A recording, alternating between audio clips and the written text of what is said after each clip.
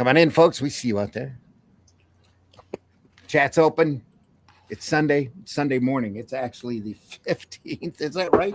Yep, 15th of February. 15th of February. Soon be Christmas.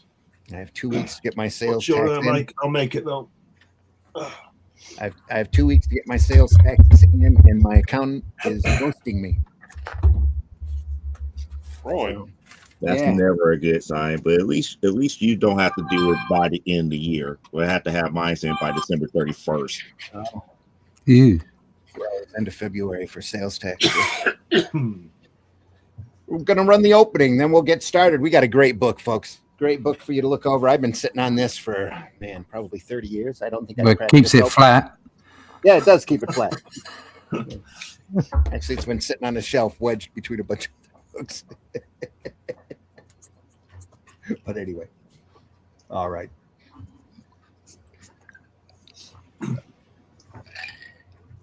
Here we go. Hang on, folks.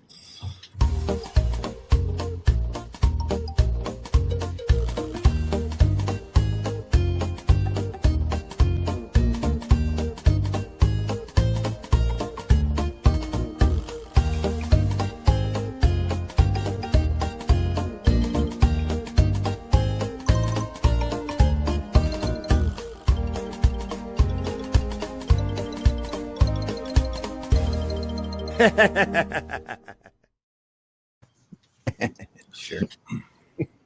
Come on in, folks. Sunday Funnies for the middle of February, 15th of February. We're here. It's Sunday morning. We got some great comics to look through. I am your host, Randy Zimmerman. Been working in alternative and small press comics for many decades. Current gig is I am writing The Atlantean right now for Russ Leach to draw. It's The Adventures of Cull and Brule, based off of The Shadow Kingdom by Robert E. Howard. Great short story.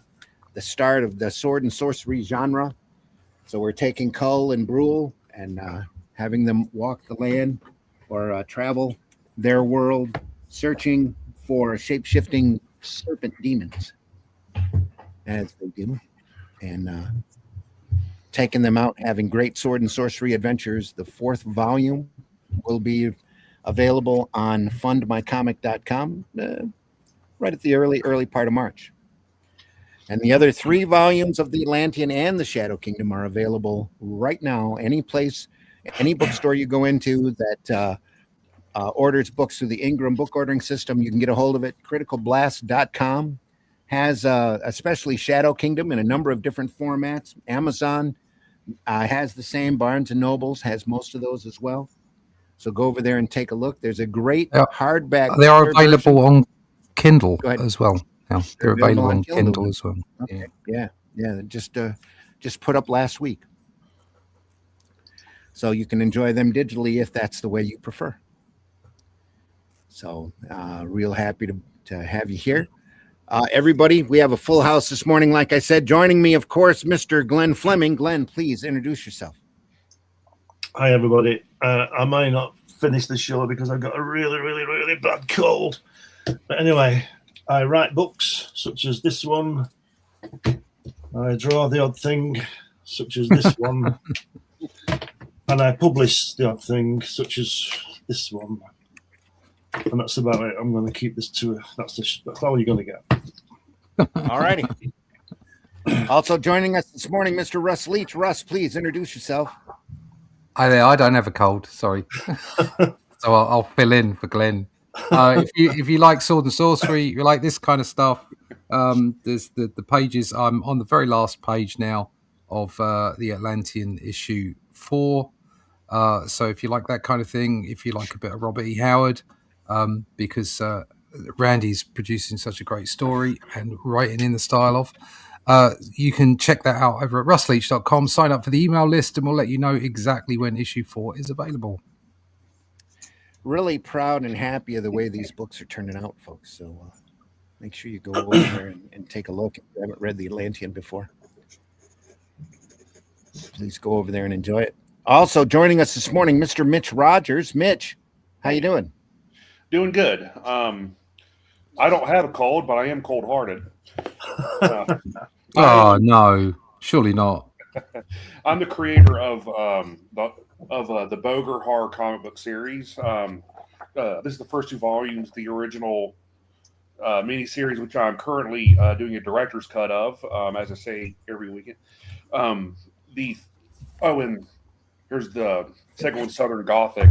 The third issue of the original series has been remastered and went up on the web comics platforms, Global Comics, and to pass Friday actually. So there's brand new, well, not brand new, but new stuff to check out. New stuff to check out. All right. Also joining us, making a very rare guest appearance, Mr. Joe D. McPhee. Joe, Yes. happy to have you here. Please introduce Yes. yourself. Well, it's been a while, but I am a small publisher here in Chicago. About to get ready to do C2E2.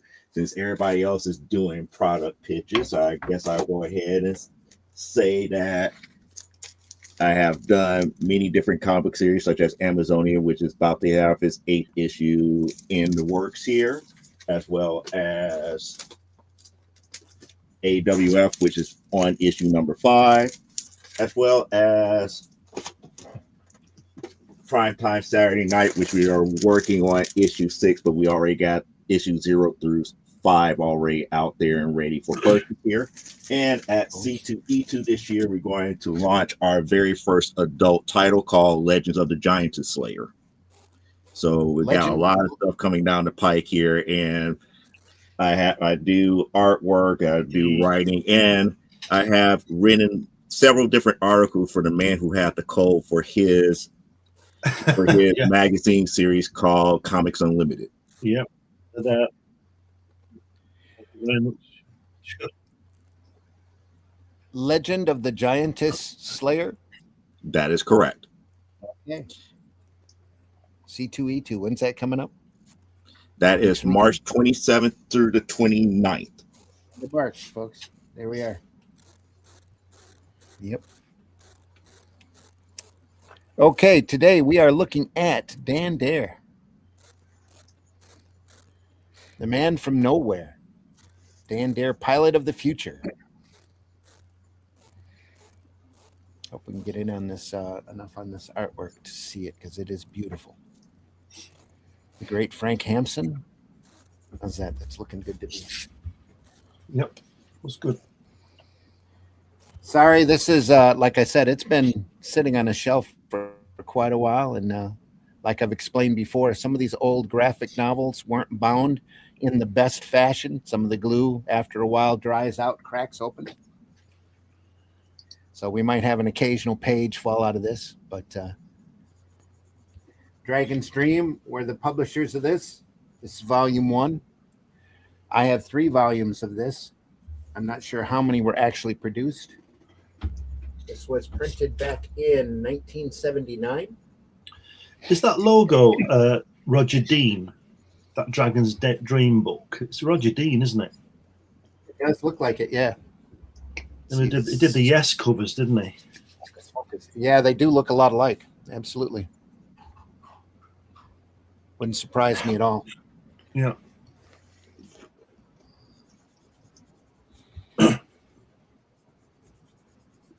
One of the, I was at a bookstore yesterday, like I was explaining off camera. One of the books that I passed on that. Sorry, I'm shocked. You were at a bookstore yesterday. Yeah, I was at a bookstore yesterday. I'm shocked. Color me shocked. You saw those pictures. Yeah. I had a hell of a time walking out to the parking lot too. Luckily, they gave me a big cloth bag to carry all this stuff in. It was insane. So, you try lugging, 25 pounds around out to the car. All books, but hey, great books too, by the way. Yeah, I'll bet. Yeah. Yeah. Okay. You're gonna make me boast. Here we go. You get all the great books. Oh. Look at that.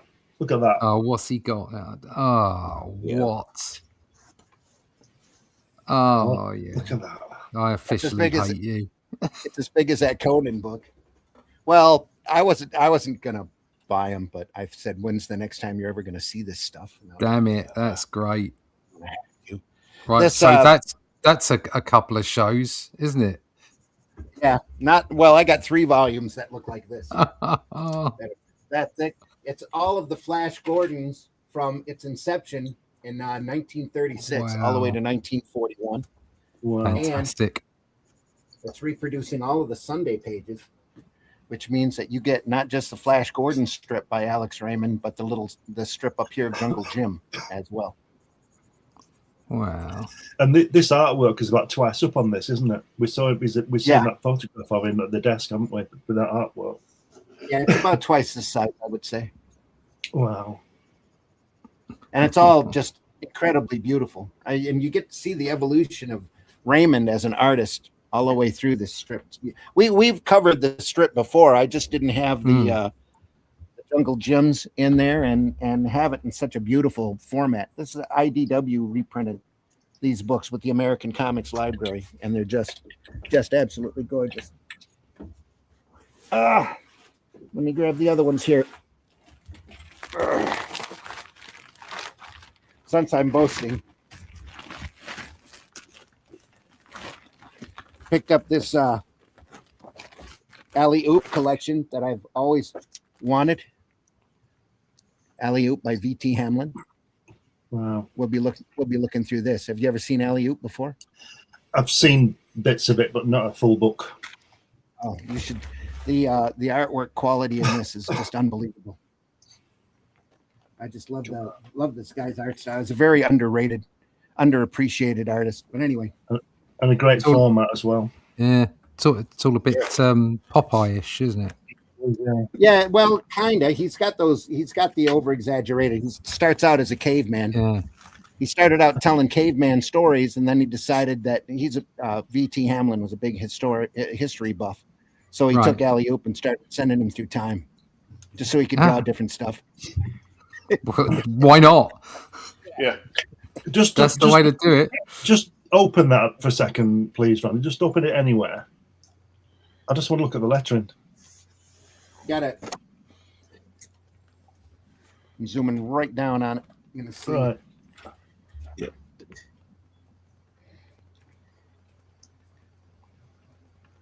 Right. Yeah, I could probably lift it up a little bit too. Ooh, Ooh. It's all too close.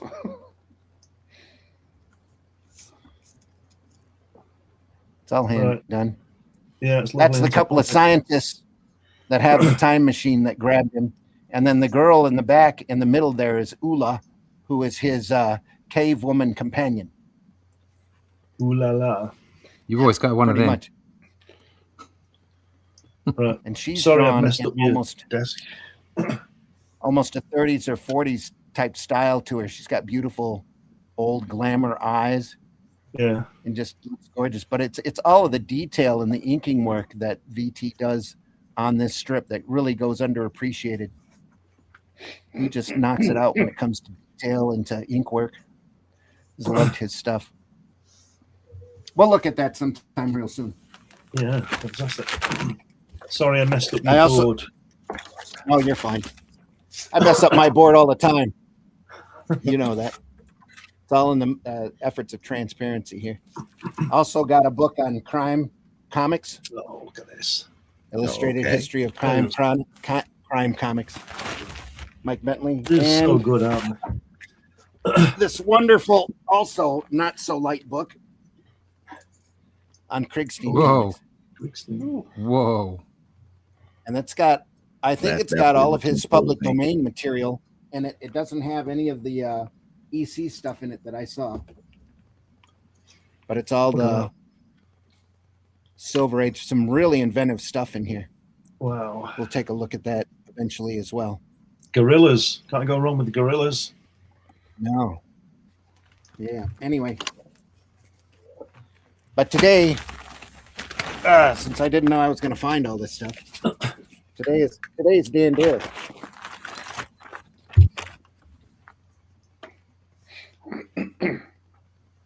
Fabuloso. There's a name. Kit Peddler. Kip. Kit Peddler. Hi, my name's Kip Peddler. I got a guy coming up in my Reels files all the time now who's doing humorous shirts. mostly adult oriented, off of weird names, giving them different businesses. It's kind of funny. Over big and show things you. like that. Yeah, yeah. Like cider, Really? apple cider company, named after the last name of Dickens. So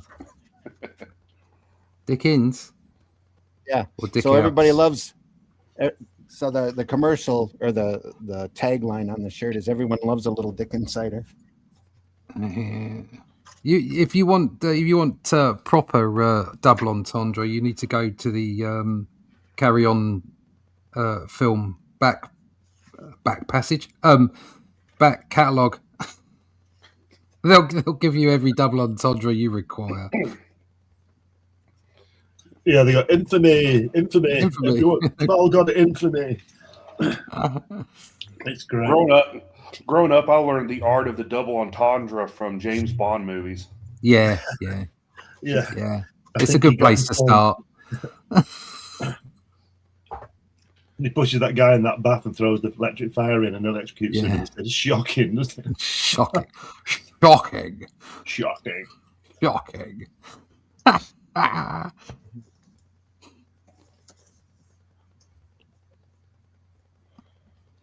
Who was the one that comes up with one of those double entendre names? I don't think it's Pussy Galore. I think it's something else. Yes, Pussy Galore was one of them. Yeah, but they like she says her name and he goes, "Well, of course you are." Yeah. I have to try to go back in here. What's going on? Where's he gone? Of course, you always have to love the Austin Powers character. Oh, a lot of vagina. Yeah, a lot of vagina. This is brilliant. They should play those films in every school. They should force every kid to watch it. You'll learn more. You'll learn more sex ed from those movies than you'll an actual. Yeah. Yeah, baby. Yeah, baby. Yeah. Where's he gone? What's he doing? He said he was going to come back in again or something. Jesus. Something had happened. Well, speak amongst ourselves. Can't have dead air. Show us some pages, Russ. I can't. The guy who controls Here the visual is gone. He's back. Yes. Wow, here he is. Nick's dead rebooting. What, Mike? And that's against your friend Nick. Oh, Mike. Oh, okay. Uh-oh, bye, Glenn. No, Glenn's here. Oh, Glenn's gone big. Here, yeah. Glenn's gone large. Isn't it? Just to prove I'm not well. All the double entendre names in Bond. Yeah. What was Miss Mayday's first name? I can't remember. Instant Mayday, because we had Xena Onatoff, and the line that was synonymous for her was she always loved a good squeeze. Who doesn't? I forgot the name of the woman who had the little bitty octopusy on her thigh. Since we're bringing up James Bond, I forgot her name. Yeah. So what is that? That's my octopusy. Wasn't she Russian as well? I think she was. Yeah. They all are. All the sexy ones are. Oh, those Russians.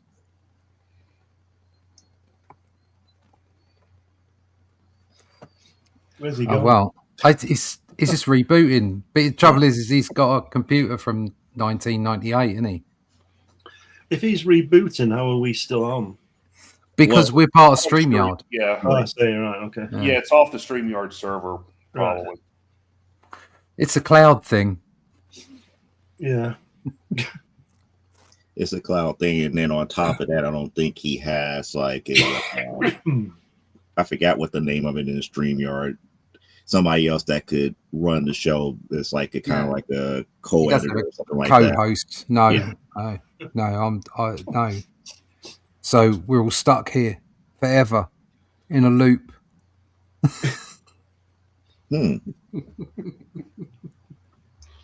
I forgot. There's a movie that's synonymous with that too. Yes. It's Like a time loop? it's not Twilight Zone or Outer Limits type deal, but it's something else. I can't even think of it. Like a time loop. There's Groundhog Day and crap. I got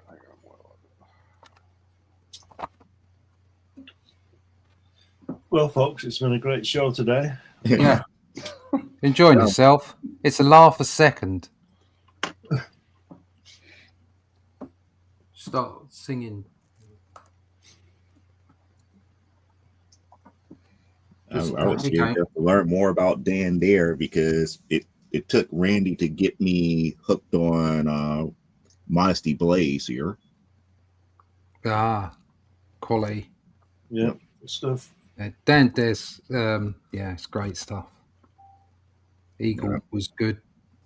I've just been in the mode of learning more about the older stuff and really paying attention to how things were done back then, because I still believe that for comics to survive today, we have to really know the craft from back then. Mm-hmm. Yeah, you're absolutely right. Yeah. The reason that it's deteriorating is because people aren't able to, you used to have assistants and studios and what have you, and all the crafts were handed down, and that's just not happening anymore. And that means that comics are losing something along the way.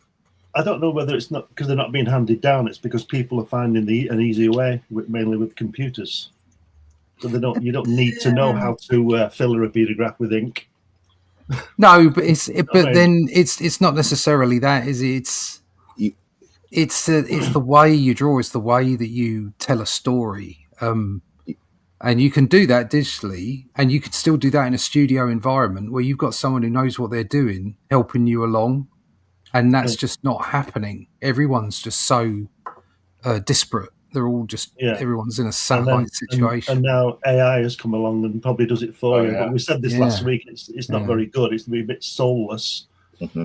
But if you can do it in 2 minutes, well, then there's your money. People will eat the slop. That's the unfortunate thing. Yeah. I got to show y'all this comment thread I was in, but it was I was looking for YouTube animation, because I like Meat Canyon and Harry Partridge and all that, and I found a YouTube channel that was set up like a 50s horror comic, like an EC comic called Nightmares at Midnight, and I just threw on a video. Within 2 seconds, I could tell it was AI, and it was that bad AI where they're fighting. They're fighting a monster, and one of the characters cuts open his left palm to sort of lead the monster away from his friends, so he could smell the blood and come after him. But each time they showed him, it was a different hand. Yeah. And the monster looked completely different each time you saw him. And I commented is this AI bullshit? I mean, because I'm not nice about AI. I just start calling them every insult in the book. And the owner of the channel was like, well, we use AI, but AI's the new art and all this shit. And I was like, no, it isn't. No, it's not. It's a tool. It's a tool, and this is the arguments I always get into with people about AI. It's a tool. The tool is only as good as the person that uses it. Exactly. And this is the problem. It's like it's like one of the things that I noticed with DeviantArt. I've been on DeviantArt for close to getting on 2 decades now. And I'm seeing more and more people jumping on using the AI tools and everything. And some of the comments that I make is that everything looks the same. There is no uniqueness in the work. Because it's a at all. computer doing it. It's not a person. But this is what I think about the coloring on the computer as well. It just looks the same. It's just to me, it's just boring. Which is why I'm always going on about it. Why I produce all mine on artboard, because I'm an artist and I paint and draw. I've done coloring on computers. Don't get me wrong. I've tried it, but it's just flat. And I've never seen. And I'm not saying it's not there. And if you've got it, show me. But I've never seen a piece of artwork where you could convince me where it looked real, if you understand, like we're using paints and inks and stuff rather than the computer, because it all looks too smooth to me. So if anybody's got anything to show me. But I think there's plenty of good stuff out there. It's just well, I haven't seen it, so show me. I have. So. But to your point, Glenn, it comes back down to the people who truly knows the craft, because when you talk to people who knows the craft, who knows painting, and they make the successful transition over to digital painting, you can see the difference. Yeah. But the average exactly. person cannot do that. They just learn, just the bare basics, and they have no concept of technique. The same thing that I began to learn about the writing aspect now. People don't know how to tell stories anymore. Yeah. Oh no. And it's just, it is what it is. And now with the tools that we got now, where everything pretty much writes itself, it's like, it's commonality. It's like, what makes your story different? How come the hero's journey is not really a hero's journey anymore? Yeah. Yeah, well, that's exactly what we said at the start of the conversation. Really, it's a lack of craft. Yeah. It's just like you were saying there about digital art, Joe. It's the best people I've seen who paint digitally were painters or are painters in real life, and they do both. Yeah, I mean our covers at the moment, our Atlantean covers are done by Renato, and he can do that quickly for me. Okay, for our book digitally, because it's going to be printed. But I know for a fact, because I've seen his work, that he can do it in the real world as well. And that's what makes his work great, because he can use both tool sets, and you can see the life in what he does. Well, I said before, I understand the commercial aspect of it and the speed you need to do. But there's it's like you said about there's no soul. I enjoy sharpening pencils and erasing the pencil that when I've inked it and mixing the colours and the palette. I enjoy doing that, and then washing the brushes at the end. I enjoy all of it, whereas now you just need to. But that's the point, is that people are losing the whole concept of process. Art isn't the final piece. It's the journey you undertake on the way. That's right. Well, it's like a story almost, Stories are also the journey you go on, along the way too. Yeah, exactly. As a writer and as a reader, yeah. Oh, you're back. All right, I'm back. Yep. Yeah. Okay. Yeah, it looks great. Yeah, we filled up the dead air, so I think we did good for you. We'll talk to our personal type of rubbish for you while you were gone. That's so that people could disagree with us about and dislike us. Picking stuff up. Yeah.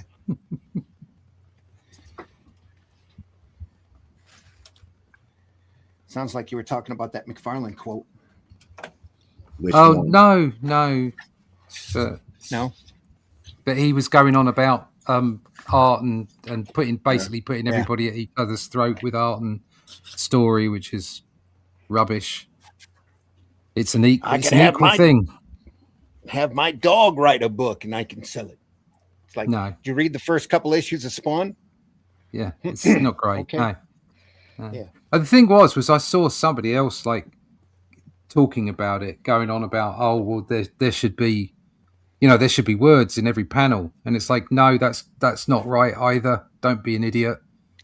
Writing a story, scripting a story doesn't require you to have words in every panel. It requires you to tell a story that an artist can interpret for you. Yeah. Can we see this? Can we see this? All right. Yeah, we can see that pretty good. Yeah. So I went and changed the lighting a little bit because we had a big glare up in this area from my light up above. So cool. I swapped the lighting around a little. Real quick, Russ. That's the reason why I've been on the campaign to bring back thought bubbles in comics. Yeah, Oh, yeah, absolutely. good stuff. Yeah, I love them. Yeah, All those old devices need to have never have left. You know, float. We were talking about floating heads and panels with just dialogue in it on Friday, and how much that's missing out of well, sequential the art. thing is, a lot of these You want things to have been talk about- changed for the sake of it, so that Yeah. someone can say we did something different instead of oh that works. right? You know, if it works, what? Don't, if it ain't broke, don't fix it. Thanks everybody for sticking around. While I had to reboot my computer, I bumped my microphone and cut it out, so wouldn't come back on without me rebooting. Classic. PBR in the house. Hey, hey, hey. That's like I said. That's what I get for boasting about making a haul. Yeah, it was a Walden's. The ninja in the house. Comic book artist, modern day scribes. You can't master your craft if AI does all the work for you. That is correct. The ninja says, Yep. yeah, takes all the soul out of it too. Happy Sunday fun Yeah. day. Art Victim, thanks for being here. Appreciate you very much. Michael Hart in the house.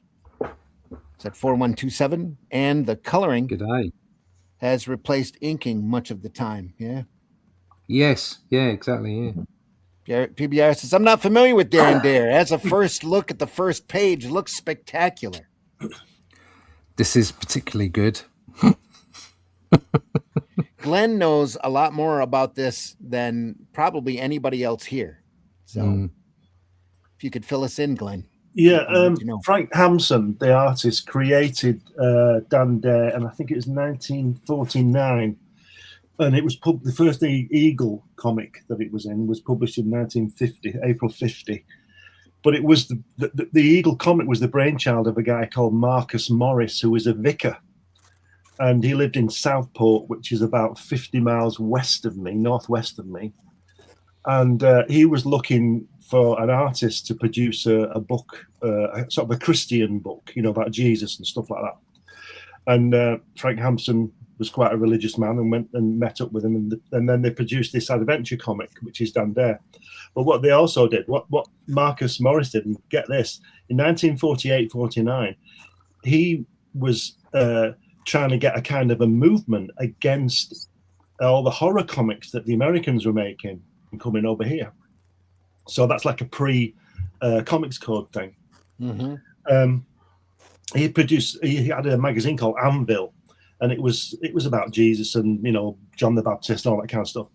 And like I say, he got in touch with, or Frank got in touch with him, and they produced this beautiful artwork. Frank Hampson was actually born about 10 miles from me in a place called Audenshaw. And he worked with us in a studio system. He only produced about 2 pages a week.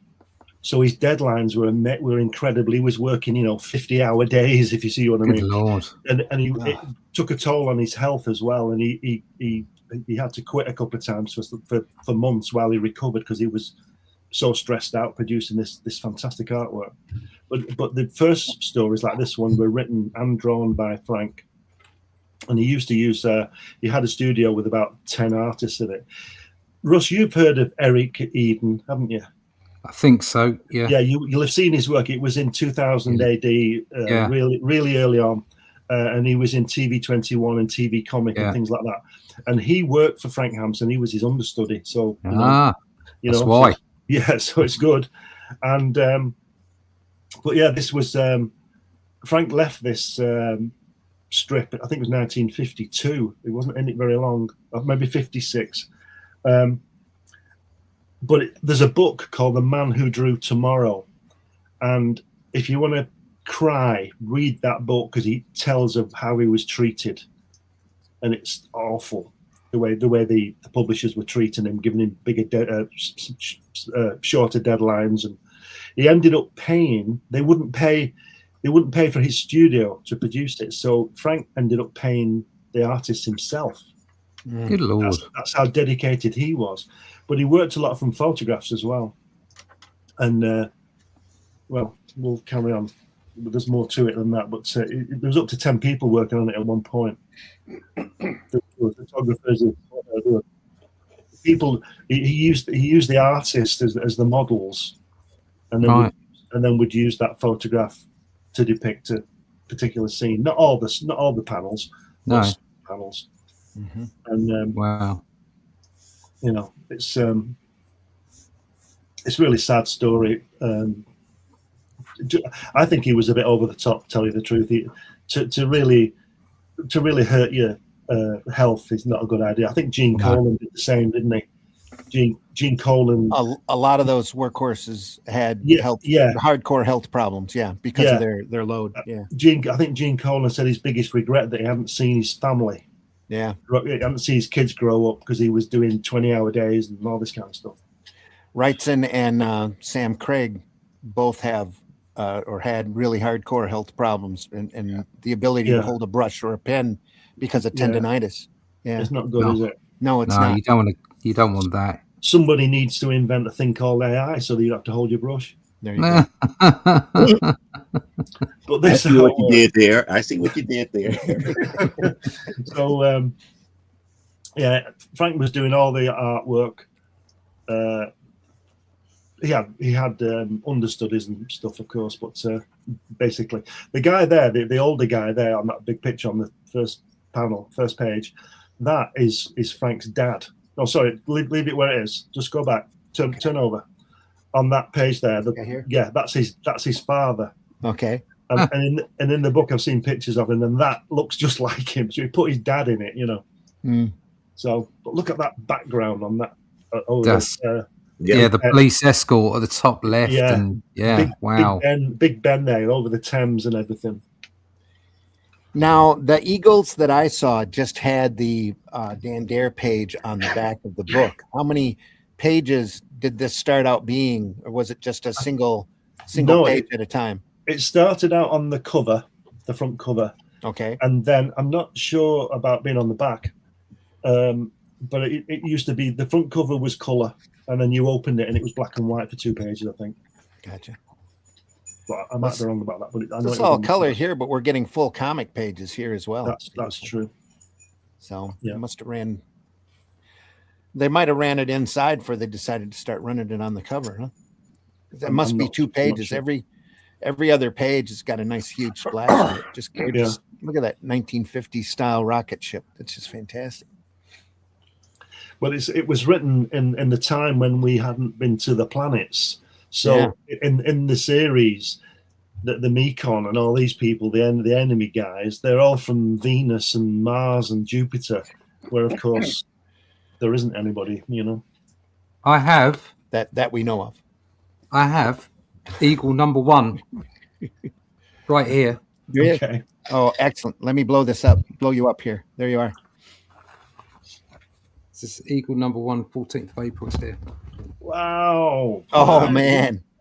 So you turn over, is it black and white? Like I said. You turn over and the first page is color. Oh, right. And then it goes into black and white. So they've printed the covers black and white each side, inside and out. And then the rest of the whole book is black and white. Where did you get that from? My father-in-law left them to us. Wow. So I've got up until issue 50 of the first. I've got the first 50. You're joking. No.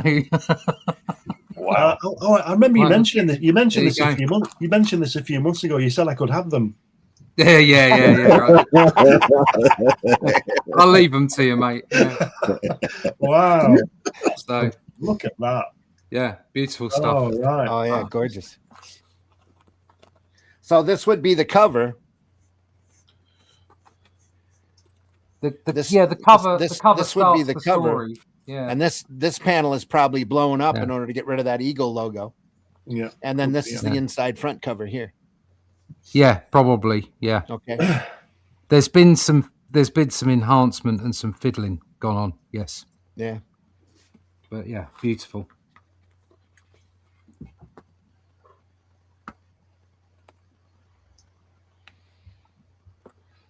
Why is the text so low on those speech bubbles? Well, it's all drawn, isn't it? Everything's So on the hand other done, page, on the other page, look at. Oh yeah, there's some space Yeah. at the top there. Yeah. I think that's Again, yes, where they've been fiddling with the pages because that would have had the eagle, a logo on there, and the number of the book and everything. And what they've done is they've expanded the first couple of panels or something like. Blown it up, they've drawn it up. probably taken the paste up off it. That too. You know, because I'm not sure. The bubbles on this I think might be directly on the artwork, but just blank and then filled in later. Rather than the way the Marvel do it. You know. Plus, you have to give a certain amount of space up here for bleeds. If this bleeds off the top, and you want to make sure that lettering's seen, you have to drop it below. That's why on your blue line pages they have a safe area. Yeah, because that's where the lettering's definitely going to be seen. In case you have a bleed, because you can't depend on the presses to always hit that mark 100%. Well, nowadays it's a lot more accurate, but back then when you were working on newsprint like that with the web presses, you had presses that were moving all over. That's why you always had oddball color plates off center. Yeah. They were real hard to keep in register. Top panel, Glenn. Piffle. Top right. Top middle panel on the right hand page. Piffle. Poppycock. Impossible. Nonsense. Tish tosh. Yeah. It was like Winston Churchill, that wasn't it? Yeah. There's such 50s words. Yeah. Piffle, poppycock, and tish tosh. Yeah, if you didn't know this was a British comic book, that one panel that'd make it. Yeah, we'd give it away. Tell you, yeah.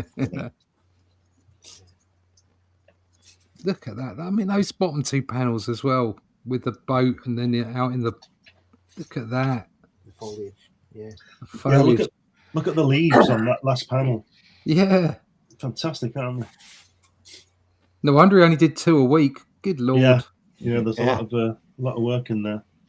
And I take it Eagle was weekly back then, right? It was, yeah. It was, yeah. It's one of the first weekly comics of its kind. Was probably the first weekly comic of its kind. So in order to maintain quality, he did have to work at a breakneck speed. Yeah.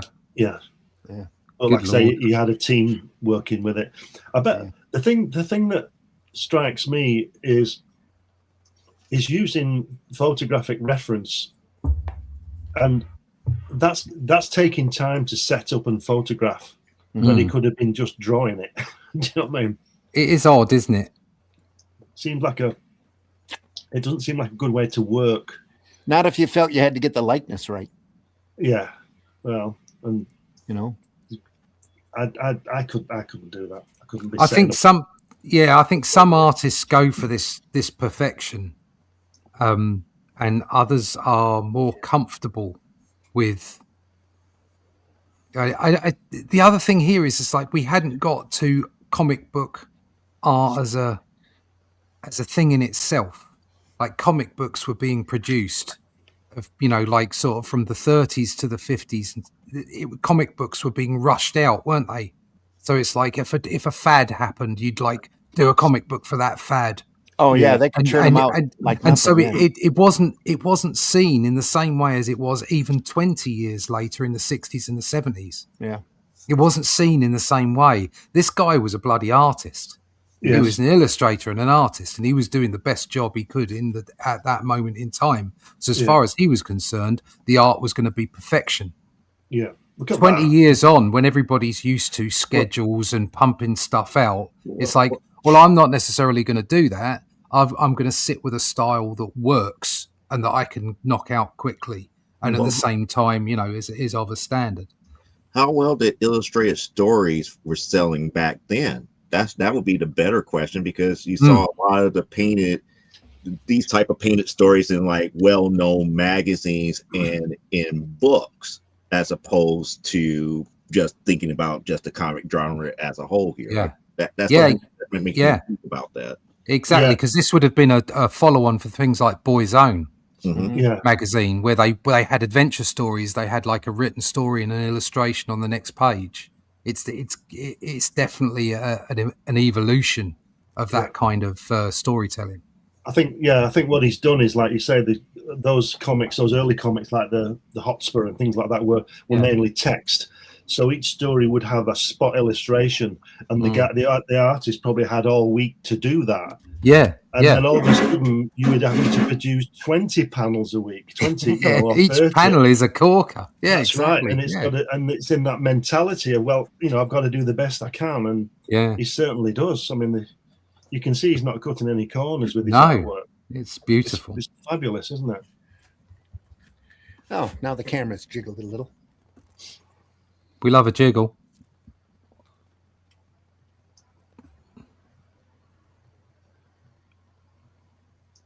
That's a fantastic sea boat, a seaplane, or whatever it is at that panel, isn't it? Mm-hmm. Yeah, it's fabulous. All right. Yeah, he was also, like I said to you, with his Marcus Morris, he was also producing these Bible stories. And when he left, this in 1962, he went on to produce that kind of. I've got some on my shelf somewhere of those Jesus stories, and I only bought them for the artwork, but it's just beautiful painted work.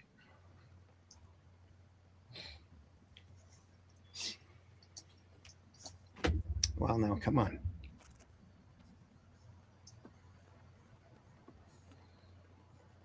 Maybe we should start asking for super chat so I can buy some better equipment. There we go. That might be a good idea. Hey, there's a British Jimmy Olsen.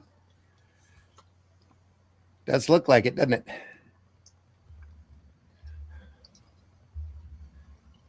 A double lens camera. Interesting. Wow. Yeah. Just put me on the big screen, Randy, please. I'll show you this book. That one. Get that. It's got lots of stuff in it. It shows you it's got photographs of the studio of where they were, some of the poses. So it's a really heartbreaking book, but it's worth reading. Some designs there. Really fabulous. Really, really good stuff.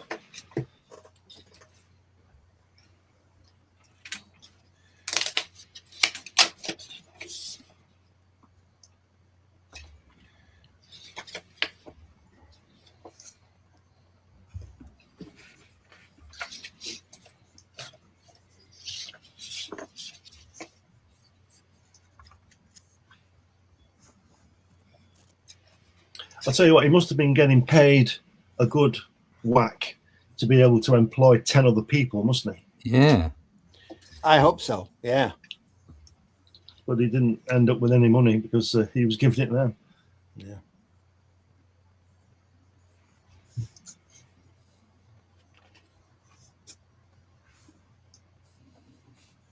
we go. Great underwater shot. Yeah. Yeah. Love that. Yeah, that water. God. Captain Nemo here. Yeah. You think that when he left in '62, Frank Bellamy took over, so it didn't really lose any artistic endeavor, did it? No. No. Bellamy ran it for a few years, didn't he? Yeah. Then he went on to TV 21, so he'd be there about 3 years, maybe. Yeah. I must admit, I've seen Frank Bellamy's work on this, and I prefer it, and that's because I'm a Bellamy fan. This stuff came out even when I didn't read this when it came out. My elder brothers did, but I didn't really. I was only a baby, so Yeah. in the early '60s, so I missed it first time round, so to speak. A wee nipper. A nipper, yeah. Wee nipper. Wee nipper. Wee nipper. Wee nipper, ah. At the end. That last panel on the second page, the end last one, and that helmet, fantastic. Yeah. Great.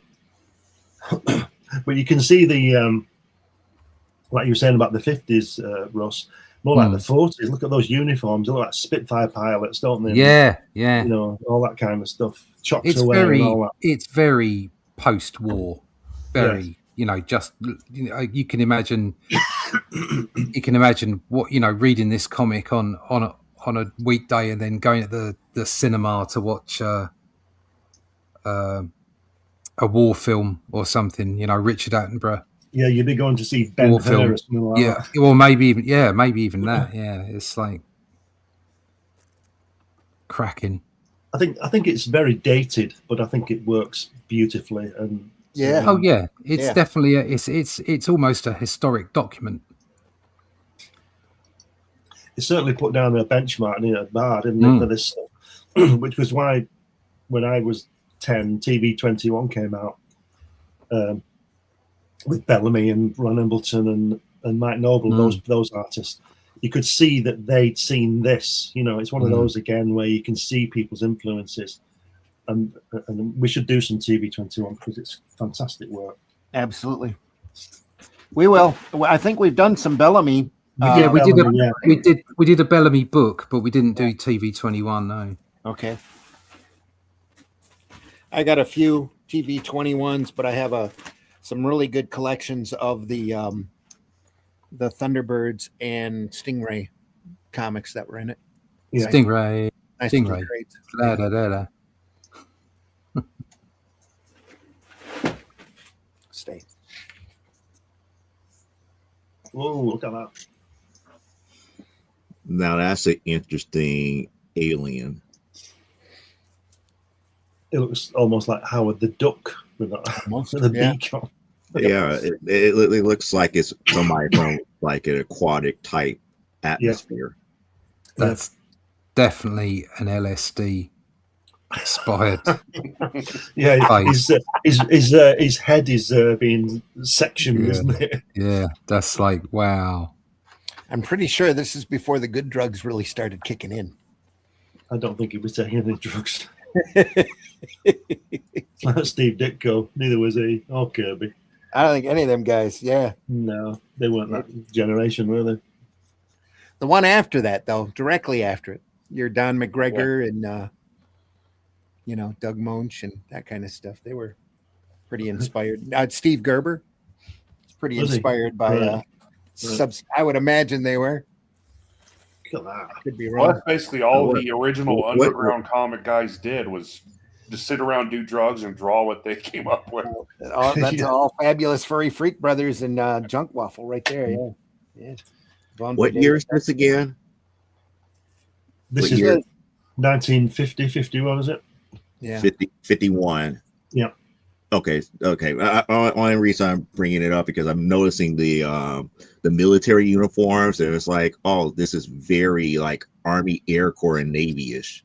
Mm-hmm. Yeah, I said that earlier. It's like Spitfire pilots and all that kind of stuff. It's very, very British uniforms from the war. Part of the Space Force. Yeah. It's funny how Digby, that guy there on the last panel, that's his sort of sidekick. Yeah. That's his Robin. How cartoony he portrays him. Everybody else is sort of quite realistic except for him. And he has these great expressions of surprise and fear all the time. You know. He reminds me a lot of Woozy Winks from Plastic Man. Oh, I don't know that. Oh, I wasn't thinking him. I was thinking from Shazam, Uncle whatchamacallit? Uncle Marvel. Uncle Marvel, yep. Yeah. Yeah, there's a bit of that in there too. He's not Ingby's a lot younger than Uncle Marvel, though.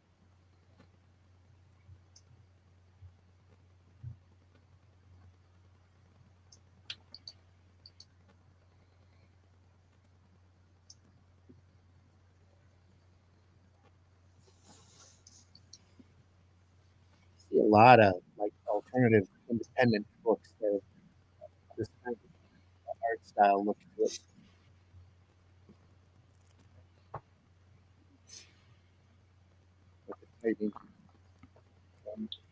You know, I tell you that story of the door being jammed over by that original artwork. Yeah. That was only a couple of pieces that my friend got. But do you know where all this artwork went? Frank Hampson he's in the north of England, so he's a few hours away from London. Mm-hmm. He rang them up. They told him they were moving offices, and he said, "Can I have my artwork back?" And they said no, and they threw it away. Wow. He was prepared to go and get it, Yeah, but they said no. So all this is gone. that's crude. Yeah, that's terrible. That's just being shitty for spite, you know. Yeah.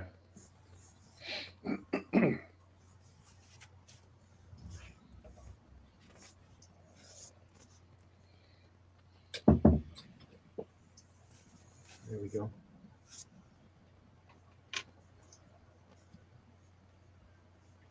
You can see why it was taking him so long to produce 2 pages, can't you? The detail of it is incredible. How large? You think the originals were 2 up here? I would think so. And Yeah, yeah. I've never seen them, but yeah, I would think so. It's just criminal what they do with things. I mean, Oh, you know, yeah. it's real dog in the manger, isn't it? You know, I want that, and neither do I. But I'm throwing it away. You know, it's just awful. Like I said, that was just cruel to him out of spite. It sounds Yeah. like they just Yeah. no. We're just Well, he gonna didn't throw get him on. out. He didn't get on with the new publisher. Oh, that's what it was then. He moved his studio from Southport down to Epsom, which is down near London, I think, down that way. Mm-hmm. And he didn't get on with the publisher. And the publishers that I said earlier gave him a shorter deadline, and he was ill and, you know, out for months and things, and then he eventually left in 1962. So he had 12 years of it. Sounds like they were trying to ditch him. Yeah, well, what they did was when he left, they immediately changed all the characters and, you know, that kind of thing. And then when it came back in 1977, I think 1978, in 2000 AD, Yeah, Jerry Finley Day wrote it and Dave Gibbons drew it. Dave Right. Gibbons. Yeah, Yeah. Yeah, which is fantastic. Don't get me wrong. I mean, you know, we all know Dave Gibbons is brilliant.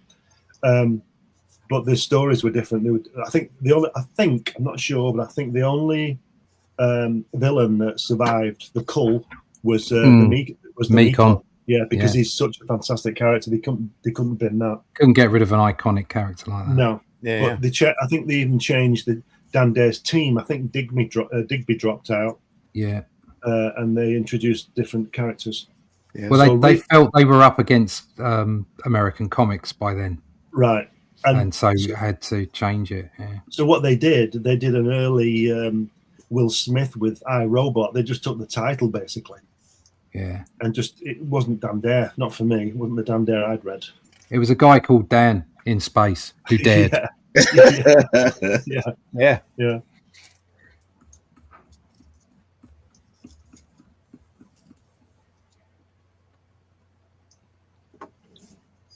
I think those photographs on that sort of the newspaper thing. I think those are actual models that he used. You know, the clay or plasticine models that he made. Yeah. Yeah.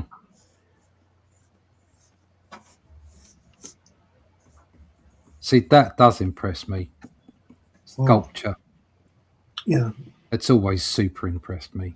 Oh, yeah. Even Musicians and sculptors just Yep. they blow me away. Actually, that newspaper layout there, being part of the story, the way it's laid out itself impressed me here, because that does a lot of storytelling within itself too. That's 10 years, 15 years after this TV21 adopted that, Yeah. because that was like a newspaper. It's a clever device. Yeah.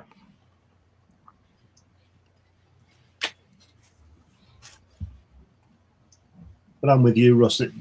People who can make models and sing and play guitars always think. Yeah. Oh, yeah. To be able, I'll tell you this: to be able to sing or play an instrument like that is the only thing I would swap. Yes. However bad I am at drawing, you know. Yeah, I agree. You bad Yeah. at drawing? Huh. No, but you understand what I mean. However good or bad I am, I would, to be able to do that level, whatever that is, Yeah. I would swap it to play the Totally. guitar like that or sing. You know? Yeah. Sculpting is just magic. I'll plug Helen's work here. You've seen that hatch that she did. Yeah. Mm-hmm. She did that in clay. Yeah. These people just very talented.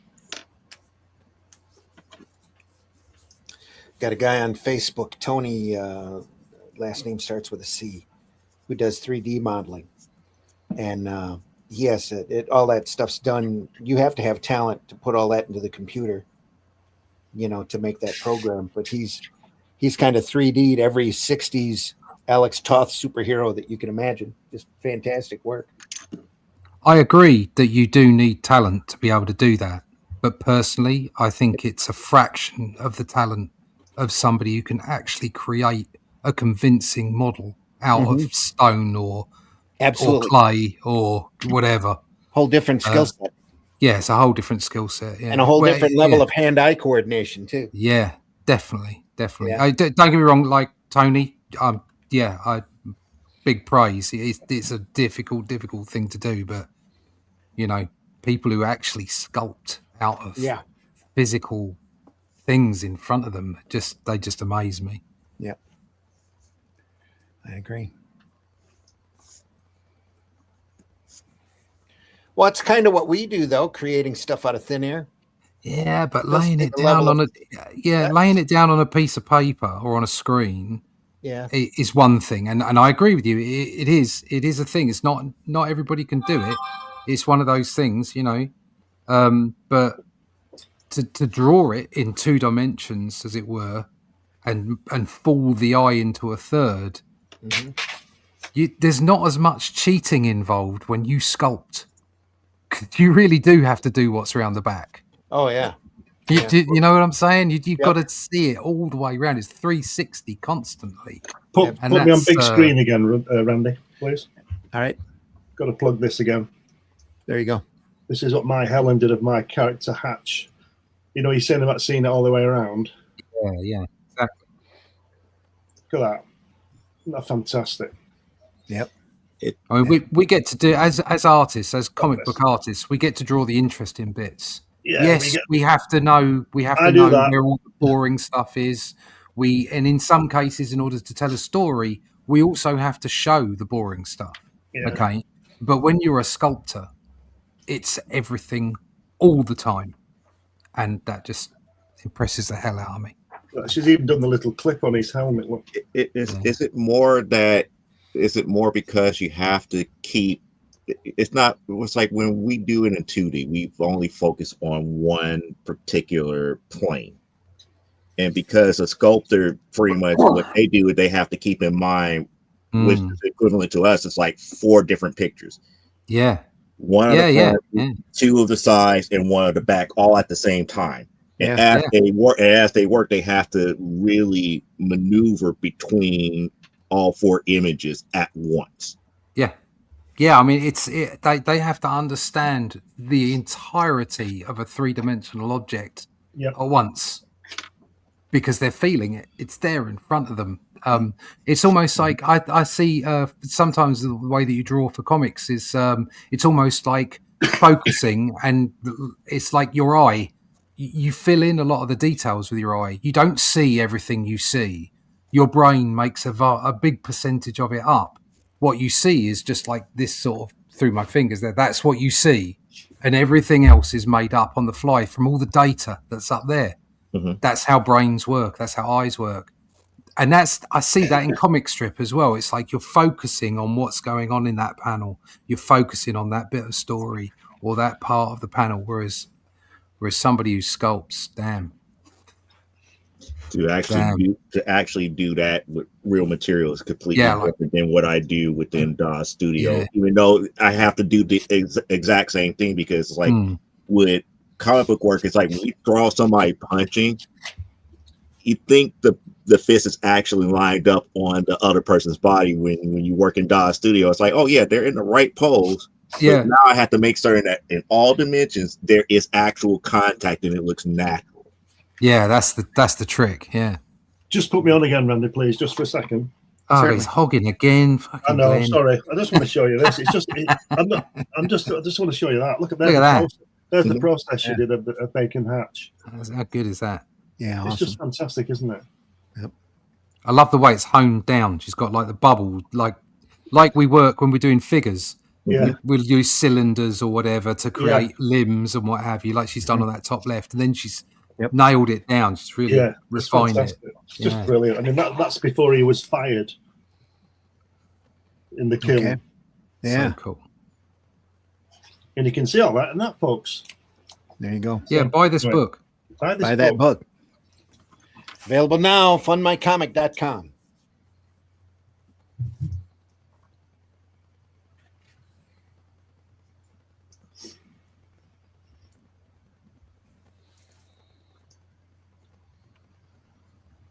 I was going to say Captain Nemo looks like he almost got a set of Iron Man armor there. Yeah. Tony Stark with a beard. Yeah. Didn't he have a beard for a while? Yeah, Oh, I'm Tony sure Stark? he did. it was a pathetic like- beard. Just like Iron Man used to have a nose there for a short time. Yeah, what's that all about? Yeah. Why would you have a nose? That's He's stupid. trying to be different. I just want to draw a nose. Anyway.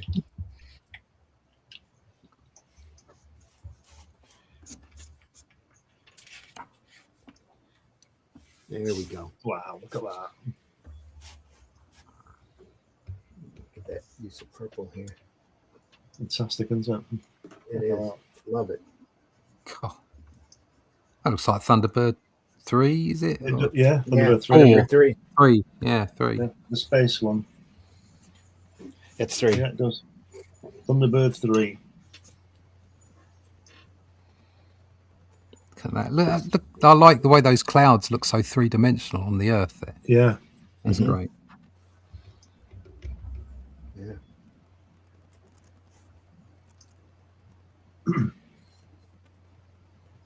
Fantastic. Ooh, look at that. Yeah, there's the Flaming comets. Flaming Comics.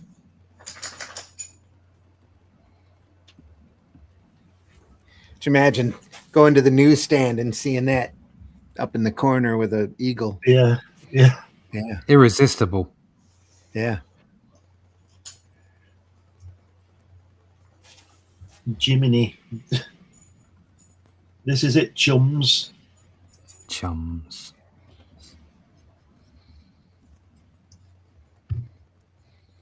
I like the last panel on the page on the right. Yeah. That is mood inducing. Yeah.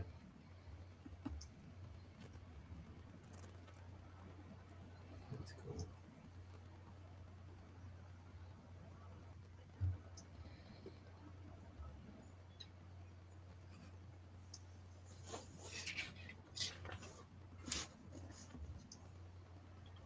Wow. What a great angle to be looking at that spaceship. Yeah. Is that a black? There can't be a black hole behind it. Is Something like that. Something like a dark hole. Dark, what are they calling it? Dark Star. yeah. Yeah, the dark star called Sabul. Soon we must reduce speed. I'll tell you what, if that was around, you wouldn't be reducing speed, would you? You'd be going, Yeah, you'd be Much going quicker into it. towards it. Yes. That's right.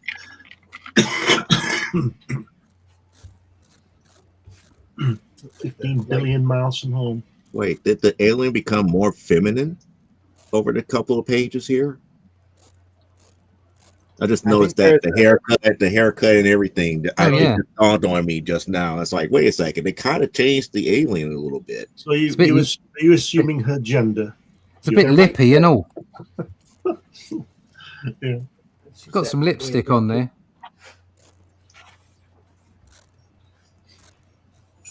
There might be a female version of the character, maybe. Yeah. See, right there on that on that page, you can't Yeah. assume any type of gender right there. No, You can't assume yeah. gender with the helmet on, but then they took the helmet off. It's like, oh, it's like, is the character having helmet hair or is it feminine? Because it's just like, oh, And we all know the best way to notice the she's got difference it off between a here. man and a woman is to have lipstick on. Yeah. And eyelashes too. Yeah, with lipstick and eyelashes. Yeah. It's like Bugs Bunny. the wabbit. That's a classic episode. You need a hat with a bunch of fruit on top of it. Yeah. Yeah, caramba. Yeah. It's the rabbit season. That's just, that stuff is great. Only if you have a sense of humor. Mm-hmm. All right, okay, whatever. I miss those days. Well, Yeah. People yeah. with a sense of humor, yeah. Yeah.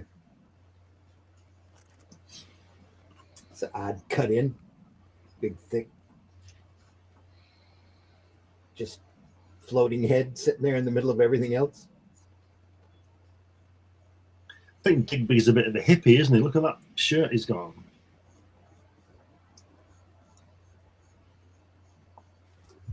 Is that, or is that like a Hawaiian shirt print kind of Yeah. thing? Yeah. Could be pajamas. Could Looks be like that everyone's too. about to go to bed or something. Yeah. He always had a Hawaiian shirt on, didn't he? I think Yeah, so. yeah. Actually, He always had something like that. Yeah. I've just noticed that is exactly the same pattern as the uncle fella in Ben 10. Oh, you're talking about Max Tennyson. Yeah, that's the same. That I know because I drew that pattern Yeah. many times. That's, It looks like he's got a load of fried eggs on him. yeah. It does, doesn't it? With red yolks. That would be interesting if they actually did a Max Tennyson comic series or something dealing Yeah. more with him than his grandson Benjamin. That'd be a good series. You see, back in the day, they would have. I always wanted to see like something dealing with the different species that he's, the 10 different species that he turns into, Yeah. like, characters from their species or whatever. I think they did some stuff of that in the first one, in the first iteration.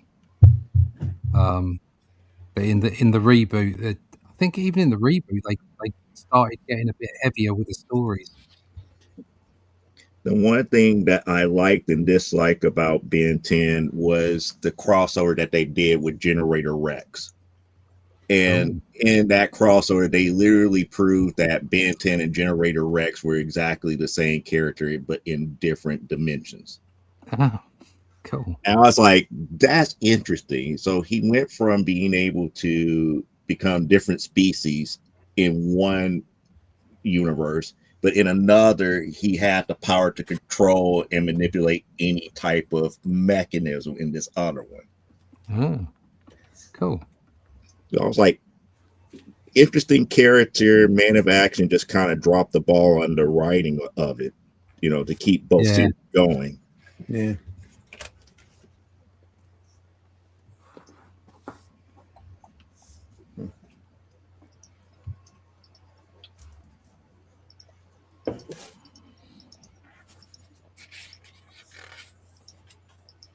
Nice shot. Boom.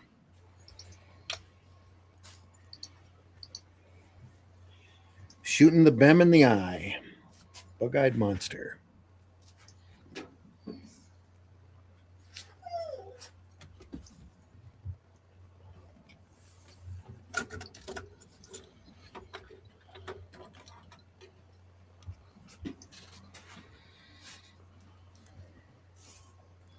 The other thing that I could say about Dan there that this is not truly high science fiction. This is more adventure. Yes. Oh, here's an interesting fact I just thought of as well while you mentioned science fiction. An unknown writer called Arthur C. Clarke was an advisor on the strip for the first 6 months or so. Really? Yeah, and helped with the plots. Yeah, Cool. so it's good company, isn't it? Yeah.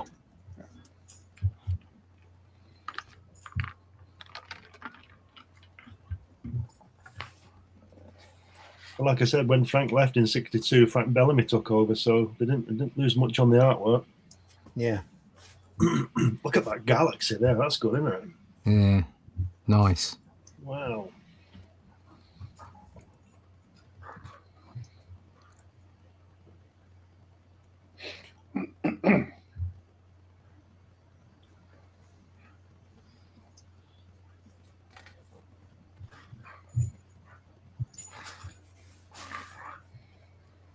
Wow. All that space. Yeah. Could have gone all black, but he decided to do it in blues and whites. That's pretty Yeah. hot. Makes it interesting, doesn't it? It does. Yep. Wow. Very nice.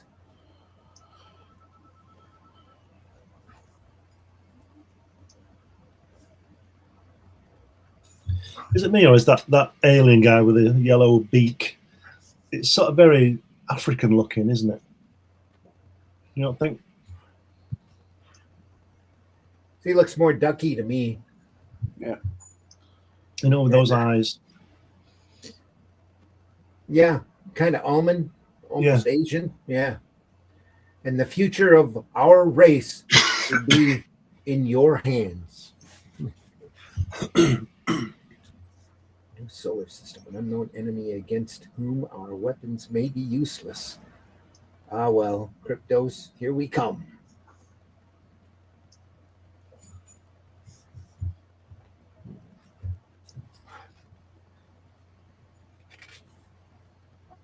I don't know how much this comic was. It'd probably be a couple of pennies, but you certainly got your money's worth, didn't you?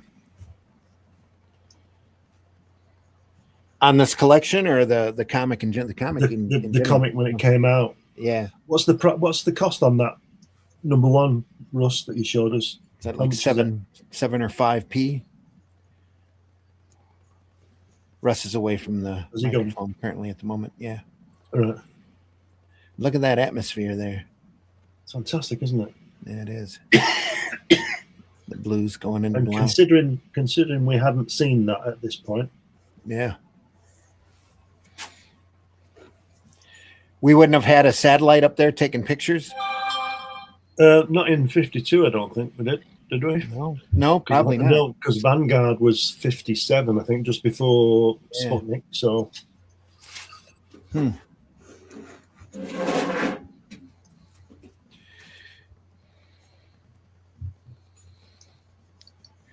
I don't mean to be neglecting the chat, but it's been moving here.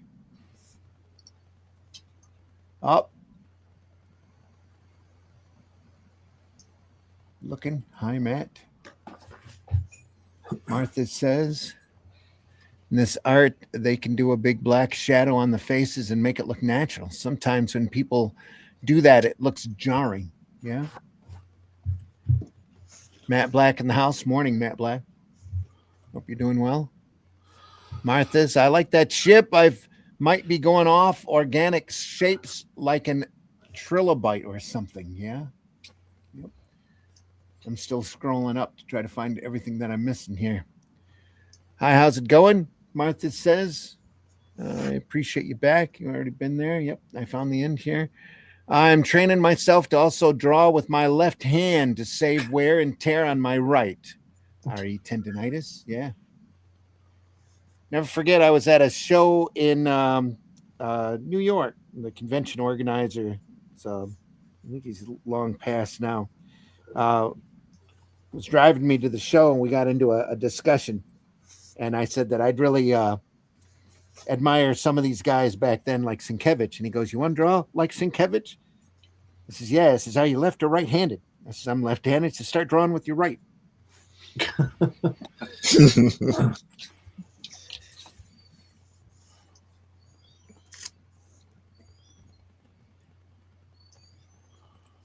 Yeah, the color palettes like Thunderbirds are go-to. Well, all of this sprung out of this.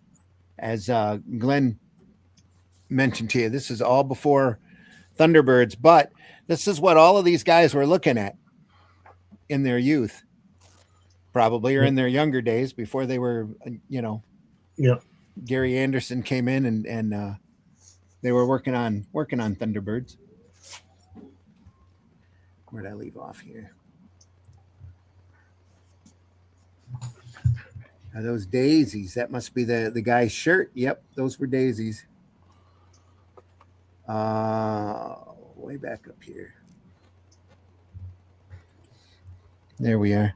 I'm okay. Need to clean the place. You? Oh, Martha's talking back and forth. Full of a cold, but still Motoring on. Haha, Matt Black says. Yeah, Glenn's It got must a cold run in right the now. family. Must. Like the nose. This is amazing. I love the fact that every day I get the joy of finding new stuff like this to look at. Total eye candy. Yep. Thanks, BBR. That's the great thing about comics is that there's such a long history. You're never going to run out of things to find. And there's so much good stuff. Yeah. And to think we're only dealing with Britain and the United States. We haven't hit France or Japan or any of the other countries as of yet. Oh, we haven't done any manga from Japan yet. We haven't done any manga. No, we have done a few European things. Yeah, like Mobius and Yeah. another one. I can't remember. Yeah. We should have a look. Yeah, we we've should have a done look at Mobius. Akira sometime. We should definitely have a look at yes. Akira. Yeah, and Yeah, we that should would be look at some Tintin. I've And got Akira digitally. Asterix the Ghoul. We should do Yeah. Asterix the Ghoul because that's just bloody astounding stuff. Yeah. Oh yeah. I've got Akira digitally. I've got almost all of the Tintins in multiple formats. Oh, Yeah, there Akira you will go. probably have to do just one volume because it'll take us over a year to get through the whole series. Yeah. Well, we were 4 months on Watchmen. So, Yeah. or Do you know? three we or know 4 how months. to make it last. Yeah, we know how to stretch it out. Do you know my pal who lives in London has got all the original printings of the Tintin books in hardback, Oh, and there's about 28 books, I think, 28 volumes. And do you know he won't let me have them, what a bastard! and he probably hasn't looked at them since 1962, Yeah. but he won't let me have them. He says no, and I don't understand why. Because you never get them back. It's like that Rust bloke. He won't let me have those Eagles. Yeah. What Speaking a of that, bastard! Russ, what was the price on that Eagle One? Oh, hold on. Is that 5p, 7p? Oh God, no, it'd be D. The D's, yeah. Yeah, it'd be D. It'd be old pence. Oh, let's have a look at this. Old pence? Old pence, yeah. Before Yeah, we, we, had, we went decimalised in 1971. decimalised, didn't we? Fucked it all up. So there's one that isn't quite as beaten up. Number 2. So about 6 or 7D. Oh, I can't actually see the price on the front. That's weird. Isn't it in the Eagle box? No. It just said, oh, there you go. Do you know why? It's because it's not a number. It's written. Oh, right. How much It's is it? threepence, mate. Threepence. 3D. 3D. Actually says, it doesn't even say D. It says 3 pence, one word. Yeah, threepence. Brilliant. Threepence. There you are. Aye, threepence. Which is nothing. Threepence every Friday. If it's viral, what is that? Quercetin helps What? and keeping your vitamin D level up. Yeah. That's Also- really cool, I think. Turmeric for What's the this? nasal passage swelling. What is it? Dr. Kildare or Dan Dare? What's going on? Martha, yeah. Turmeric's good for your blood pressure as well. Martha's helping out. Yeah. I do zinc, a C and a D, and a multivitamin. I'll tell you what what I've taken is magnesium. Really good for sleeping. Really? Yeah. Okay. Yeah. Because I tried. It's not a sleeping pill. Yeah. No, it's not like that. It's just if you have enough magnesium, it aids sleep. And I've definitely been sleeping better since I've been taking it. What do you get magnesium in, or do you take a pill? But I take a tablet. Yeah. I know it's in tablet form. Yeah. Yeah. There's probably Yeah, places I could get it, but I can't be asked. I tried melatonin and it was terrible. I was just groggy Really? and bleh the next Wow. day. Yeah. No, I wouldn't have tried that. No. Just dragged out. Bit of fish oil. Tried fish oil. It just Magnesium. makes my mouth taste funny. Don't drink it. Take it in a tablet form. No, I took it in a tablet form. Yeah. Oh really? It's not magic, but it helps some. Yeah. I just gulp. Gulp. I like the day models. To me, it's easier than on computer. Disney used models too. Yeah. Richard Corbin also used models when he, for reference when he was drawing. He would make little clay figurines of the faces and stuff so he could get the lighting Yeah. right. You see, when you do that, you also understand the shape of the face so intensely Mhm. which is why they look good. When you get the shape, you get those nuances in the shadow. Yeah. They show some of the Disney models in that doc, The Illusion of Life, is there. It's there on YouTube. You know, I've got a book that might be good to look at here on Sunday Funnies. That is it's like an art department book from the Disney studios of the backgrounds and some of the posters that they used in the park. Oh, cool. It's got some amazing composition work in it. Love that guy's fried egg Hawaiian shirt. Yeah, we talked about that. Are they daisies? Yes, they were. Dan Dare, cool. I need to rewind and catch up. Well, don't rewind too far, Terrier, because we had a little transparency glitch there at the start with my microphone. Terrier Comics, how you doing, mate? Good to see you. The glue binding on those books was awful. Yep, the covers fell off of all my volumes. I had to re-glue them.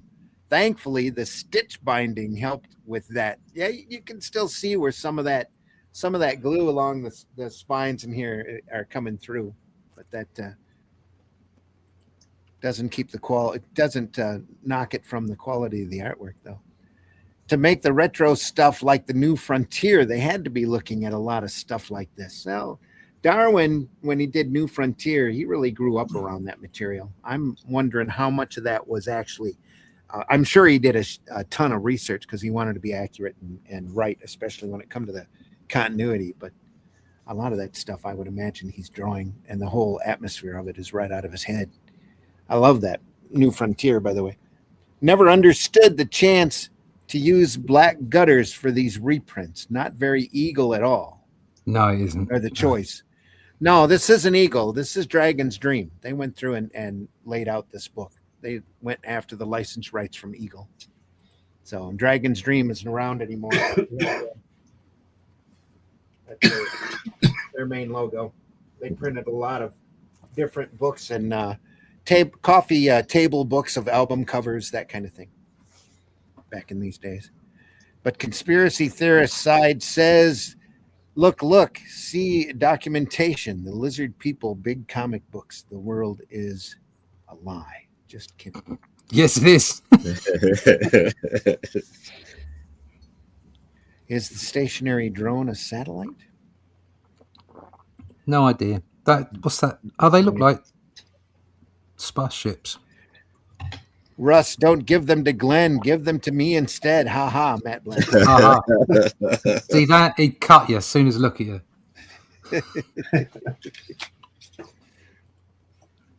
BBR, earlier, Russ, you said the name of a comic, asterisk something. Yeah. Can you Asterix, please say the name of it again? Asterix the Gaul, Gaul, as in ancient France. It's really good. It's very comedic, very funny, but beautifully drawn. If you get up on YouTube, they did a movie that was really, really faithful to the comic. Only it came out right as the bug hit, and I never did get a chance to see it. But the trailer looked amazing, and everybody looked right. Was that 3D or was it animated? I thought it was live action. Yeah, they did do it live Live action. action, like wow. computer generated. Oh right, okay. No, it go take a look at the books. They are. But yeah, definitely look at the books. They're Put classic. me on big screen, Randy, please. Yep. Just Here we to go show- again. Got it Here we go right there. again. Ah, look at that. Look at that. That's asterisk. They're in front. Fabulous That's- artwork. Yeah. That artwork is just beautiful. Flat colors, beautiful line work, incredibly consistent. In the 70s and 80s here in the States, there were three really big European reprint series. And that was Tintin, that they reprinted all of that. Lucky Luke, which is a Western series from France, I believe that was really big. And Asterisk. Well, And then sorry, you'd see a little bit of the Smurf Hungary. I think it was from Hungary adaptions as well. But they didn't do very many of those because it was so different from the American cartoon that I hate Smurfs. they didn't want too much of that material to get out. Well, Adurzo, who drew this, when I was a kid, he showed me how to draw Roman soldiers. Yeah, Yeah. he did. It's just like really Absolutely brilliant. made it lightweight, but at the same time historically accurate. Yeah, just beautiful. Fabulous work. We should do something on this. Just trying to find another one. It's absolute classic stuff. Yep. Yeah, we'll get into more of that, more international comics this year. We were talking a show or two back. I've got a set of a bound volume of about 4 or 5 Dylan Dog novels that are amazing, but they're all in Italian. Well, we don't read them anyway. But the artwork's gorgeous. Yeah. Yeah, we had what's the one we had on that was all in Italian? Can't remember what it was. It was a Mobius book, wasn't it? It was in Italian. Was it? Don't know. No. I just don't. Sorry, go ahead. Yeah, one of them was exactly like you, Glenn. I just look at the pictures. Yeah. Yeah, I've just ordered the Mobius Complete or something. It's all in French. Oh, I think I know 3 words of French, and but I'm like you said, I just want to see the drawings. yeah. Who was that? Who was the cowboy that Mobius did?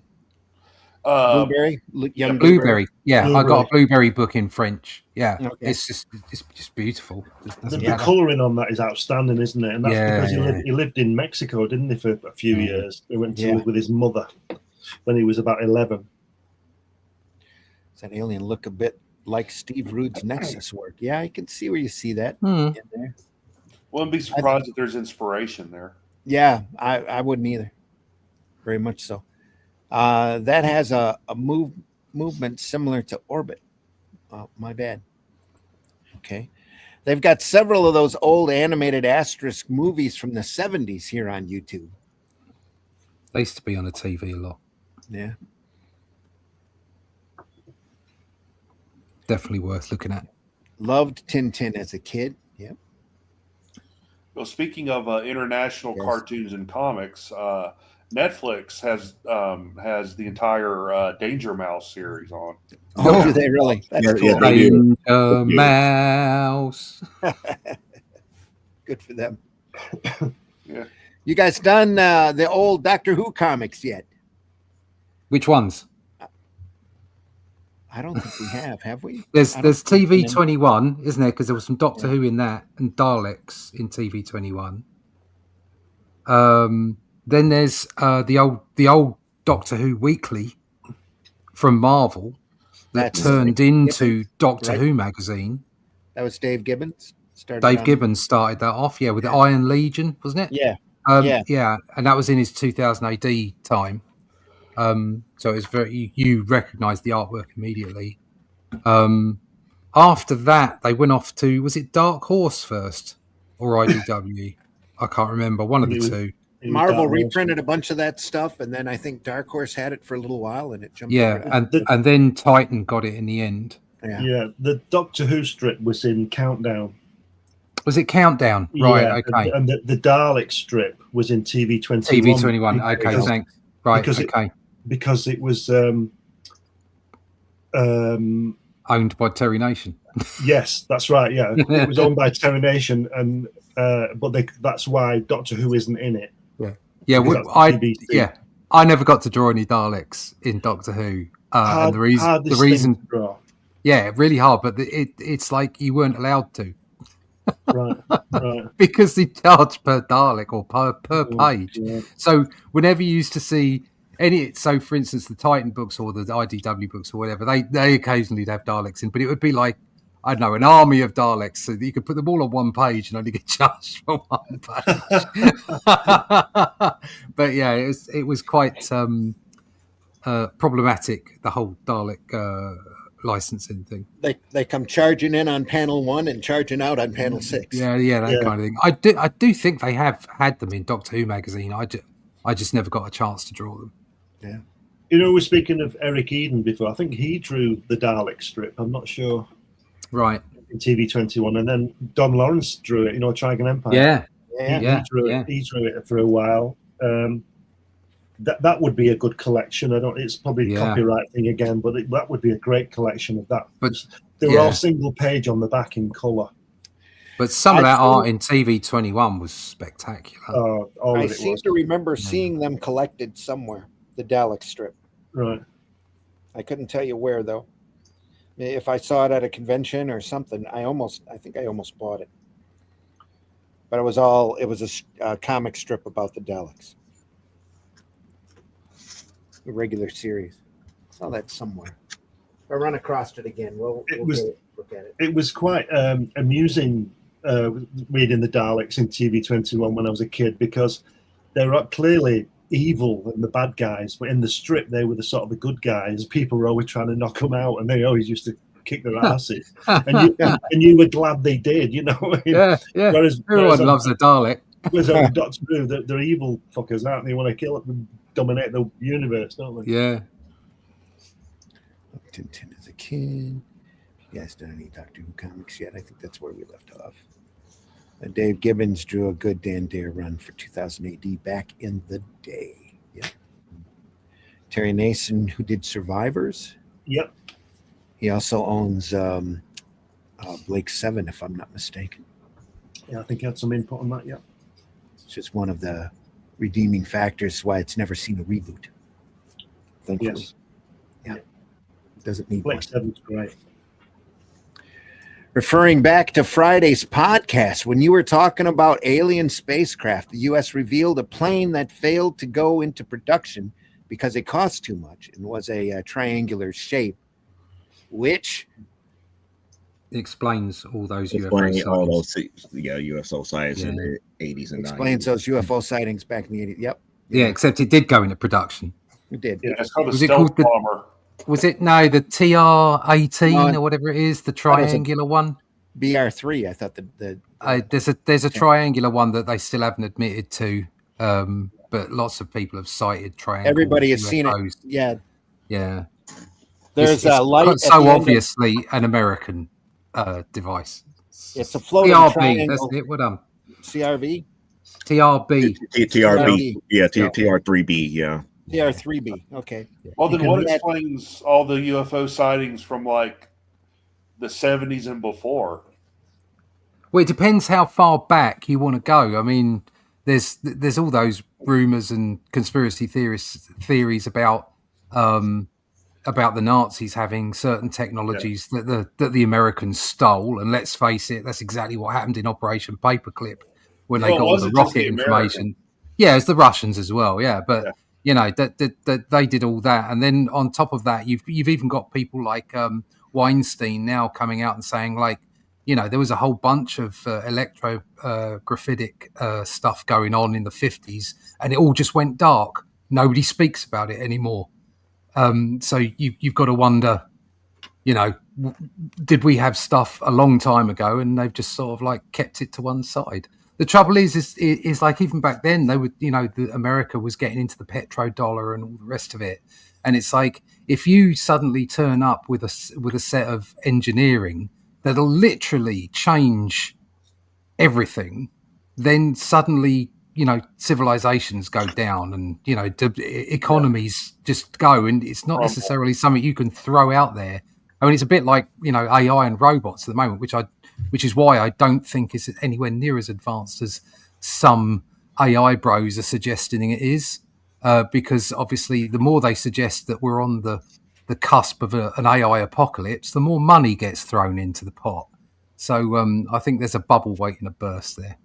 Well, We're nowhere near close to that because No, exactly, yeah.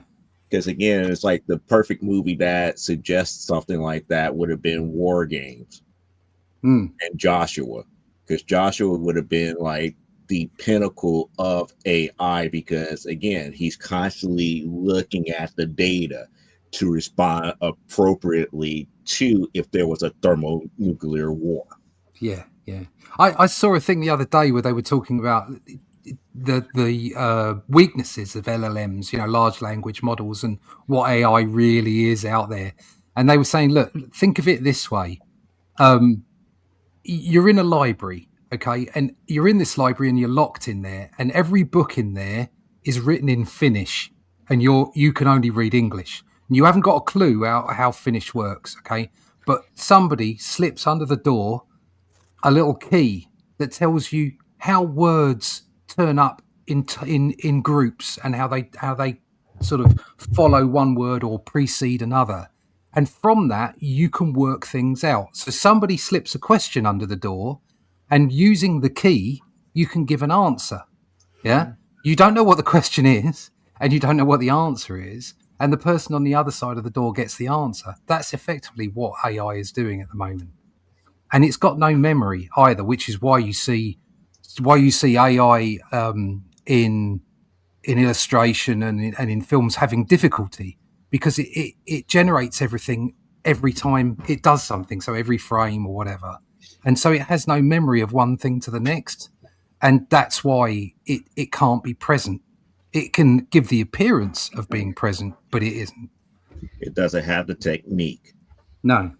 It just have a set of instructions. And as a person who went to school for this type of stuff, it's kind of like the reason why there's been so much of a to do about data centers now. Yeah. Because the data centers is where that so-called memory is going to be kept, where it's going to be functioning on a 24/7 basis here. Yeah. Until there's a power cut. Yeah. It's just going to be a very time-consuming and expensive venture to get to the level where, like I said, with something like a Joshua, where it's constantly looking at all the data all the time. And depending on what you tell it, depends on the answer that it will give to you. That's the reason why I like the ending to the first one, but I hate the ending to the sequel, which was War Games Dead Zone. Oh, I didn't even know there was a sequel. I didn't even know that either. I didn't either. Yeah, there was a sequel called War Games Dead Zone, and pretty much I forgot which company reproduced Joshua. They found Professor Falcon's notes and everything, and they reproduced Joshua, and they did this one. They made it into like, it's like, oh, play this one game and this, that, and the other. Instead of going through thermonuclear war, they did it with biological warfare. Right, updated it. They updated to biological warfare, and what ended up happening is that they had to go and find the original Joshua computer, which was now in the Russians' hands, turn it on, and have it to come into that system to talk to the other one, to get it to understand that there is such things in the human world as called a no-win situation, and that the only course of action is not to get into war in the first place. Kobayashi Maru. Right. But that's why I said I hated the ending to Dead Zone as opposed to the original movie. Right. Okay. Cool. Yeah, that's the one, Rush. They said it failed to go into production. Yeah. Right. Yeah. I'm now at a point where I believe nothing. Well, I mean, over here in America, during the bug, our government actually literally admitted that aliens existed. Yeah. Nobody said a word. Well, all that happened was you got another order from Uber Eats or whatever, and sat down and watched another streaming show and shut the hell up. Mainstream media pulling string, lies, ridicule, and obfuscation. Flying platform, kind of trippy, and they did put in like G.I. Joe cartoon. Oh yeah. Daryl too. Daryl was a great movie. Data analyst robot youth life form. Wow. Look at you. Good for you, Matt. I remember movies like that for some reason. The Germans had the German Air Force, Luftwaffe, had a flying wing in 1944. Yeah. And they flew it on they wanted to drop a nuclear bomb on New York, and they were really far ahead with this. That's what 633 Squadron was about, knocking out the plant that was making the heavy water, is it called, to produce the nuclear weapon. Meanwhile, the Luftwaffe were developing this flying wing, because the wing is the perfect shape for flying, which is like we're seeing now with the B-2 and all that kind of stuff. Yeah. But what they did was, this is incredible. What they did was they I mean, obviously it's 3,000 miles from Germany to New York, and it was only a couple of years since what's his face had flown across the Atlantic. So they needed to know whether this machine, the flying machine they had, could carry the nuclear bomb and drop it on New York. And it was a suicide mission, and the pilots knew this, but because they hadn't developed the bomb yet, they wanted to see whether they could actually do it. And so what they did, they flew about 100 feet above the sea, you know, to keep under ship's radar and all that kind of thing. Ships saw it. They saw this thing, this dark thing just fly past. It's in reports. They didn't know what it was. It got all the way to New York. The crew took photographs of the New York skyline to prove that they'd been there, and transmitted them. But that was they were supposed to crash in the sea. They didn't think they'd get back. So the pilot said, "Well, we've got nothing to lose. We can't land." So they just turned around and they went all the way back. Wow! And they proved that they could fly to New York from Germany, drop a nuclear bomb, and then get back. And that technology is what we said earlier, was why the Americans did Paperclip and got von Braun and all those guys. And the Russians were after von Braun for the same reason, but he wanted to surrender to the Americans because the Russians would probably kill him when they're done with him. Yeah, and the Americans had better food. Yes, and the Americans said, right, you should be on the end of a rope, but we need you, so put us to the moon, make us a rocket that takes us to the moon, and that's what he did. And the Russians even, like, you know, got rid of their own scientists when they were done with them. So it wasn't. That's right. They did that with Korolev, didn't they? Yep. In 1966, I think it was. He died under the mysterious circumstances during an operation because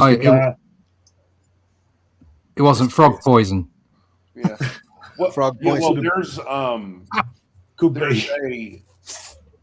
There's a audio recording someone recovered of.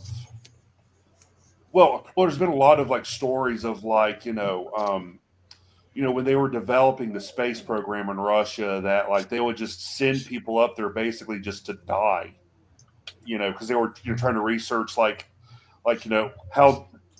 like what the human body would do in space and stuff. And there's a lot of stories of like them sending people up into space and with not with the intention to bring them back. They were just letting them die up there. Of course, they told them that they'd bring them back, but they never did. That stuff was like uncovered in the 90s when the Soviet Union fell. Yeah. The first man in space is I say this allegedly because I don't know, was a guy called Vladimir Bondarenko. Yep, I've heard that. And he burned to death. Yeah, he was pressing the buttons for re-entry, and they weren't working, and they never were going to work. And he was screaming, and there's supposed to be these recordings of him, and he died. And then about a month later, Gagarin went up and became the second first man in space. Yeah. See, us Americans, we actually, one of the first things we worked out was how are we going to bring these guys back? Yeah, that was right. Well, that's what Kennedy said, wasn't it? Bring him safely back. Yeah. Apart from those guys in the Gemini capsule. No, the Apollo fire. Was it the Apollo fire? Yeah. The Apollo fire. Yeah. That was systems malfunction. That wasn't. They were on the pad. There's theories about that. The family said that he was screaming, saying that it wouldn't work. It wouldn't work. No, that was Gus Grissom. He was saying that the reason what it was, they were going to launch that was Apollo 1. Apollo 1 in about 3 weeks' time, and it was a full up, call it plugs out test. They were actually on the top of the rocket. They didn't have fuel in the rocket for obvious reasons, but they were on top of the rocket, and they were doing a simulation of the launch. And they couldn't. The radio kept failing, and Gus Grissom said, "How can we get to the moon if we can't talk to somebody 30 feet away in a little bunker thing?" And then there was a flash fire. They were in 100% pure oxygen atmosphere, and as you know, flame just went woof. Just goes whoosh, and they died. They couldn't get them out. But in fact, they within about 5 minutes or so or less, they were already dead. They asphyxiated. the temperature inside the capsule was about 3,000 degrees, which is more than when you are cremated, and about half the temperature of the sun's surface. Bloody hell. And the capsule cracked. It was that hot, and that it just cracked the capsule, and they were long gone. They were gone after 30 seconds. They just that's right. It wouldn't have taken long, would it? No. The beginning of the movie Apollo 13, that's what it opens up with. Yes, it does. Yeah, that's right. Yeah. Yep. Al Davis says if AI is sourcing 90% BS and 10% on the internet, then it will produce utter BS ad nauseum. Yes. True. Yeah. And just for the record, if Gus Grissom hadn't died in Apollo 1, he probably would have been the first man on the moon, because he was from the Mercury lot, and that's why Shepard was able to swap Lovell's flight. Lovell should have been on 14, but Shepard needed more time on the lunar module simulator, so he swapped flights, and Lovell went earlier on 13 and nearly died. So, but they wanted a Mercury astronaut to be the first on the moon, and there were only 2 left. Well, there was Gordon Cooper, but he fell out of favour, and it was either going to be Grissom. Shepard was grounded because of this Meniere's thing in his ear that he didn't have any balance, he'd fall over. So he was grounded for the Gemini flights, and he and Deke Slayton chose the cruise. So the last remaining Mercury pilot who had a chance at that point was Gus Grissom, and he died. And then later, Shepard's ear problem was fixed, and they gave him Apollo 14 when he landed on the moon. Mm. Yeah, I still like the story of Alan Shepard being the first American in space. I don't know if y'all heard that story.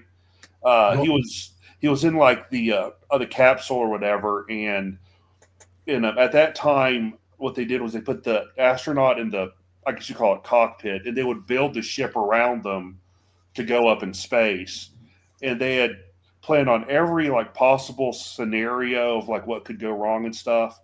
And they were waiting to go up, waiting to launch, and Alan Shepard radioed, "I have to go to the bathroom." That was the only thing they did not think of.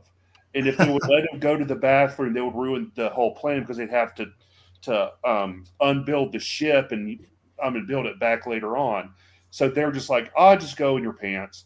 So but he only did a suborbital flight, so he was only up there 15 minutes anyway. So he could have waited, couldn't he? It's just funny. Like the first American in space went up with wet pants. True story. That panel is bloody amazing. It's bonkers, the big one. It? Yeah. It's gorgeous. Absolutely gorgeous. I think that's why they used it for the cover. Yeah. Only flopped it. Yeah. Look at that. Doesn't have any. Digby's got his tablecloth shirt on today. Yeah. With his Chelsea shorts. Well, he likes to mix it up. Yeah. Should be trained on published materials in science journals, etc. Was Matthew Broderick in the sequel? Probably no, not. he was not. None of the original cast was in Dead Zone. They were only mentioned periodically. Sounds like you're talking about Colossus, the novels with the Russian AI and the American AI stuff. AI, I mean. Colossus wasn't. Oh, that was made for what TV. Was the name of that? Yeah, there was a movie, wasn't there? It was made for TV, just like Dead Zone was not made for the theaters. It was a made for cable movie. Yeah. Okay. That Colossus film, that was a good film. Enjoyed I that. saw an amazing video a couple days ago of a 3D printed flying wing, remote controlled, about 3.5 feet wide. It flew brilliantly. Could have been easily mistaken for a UFO from a distance. Yeah. Yeah, they still haven't explained the spears and the Tic Tacs that are flying around. So, Van Braun and the Black Knight satellite. Yeah. Von Braun and other scientists continued to communicate to those in Russia. Got caught, nothing happened. Yeah, we got politicians like that. Yeah. Can I go? I go to living room nuclear USA Times? What? What? Sorry, Ninja. He probably got to oversee Nuketown, USA. Yeah, another amazing 3/4 page spread. Well, the way these are being set up is they're taking the first panel on the actual comic. Next to that would have been a large eagle logo, but they're taking that first panel and they're blowing it up on this page, so you're not constantly seeing the eagle logo over and over again. So you're getting all story instead of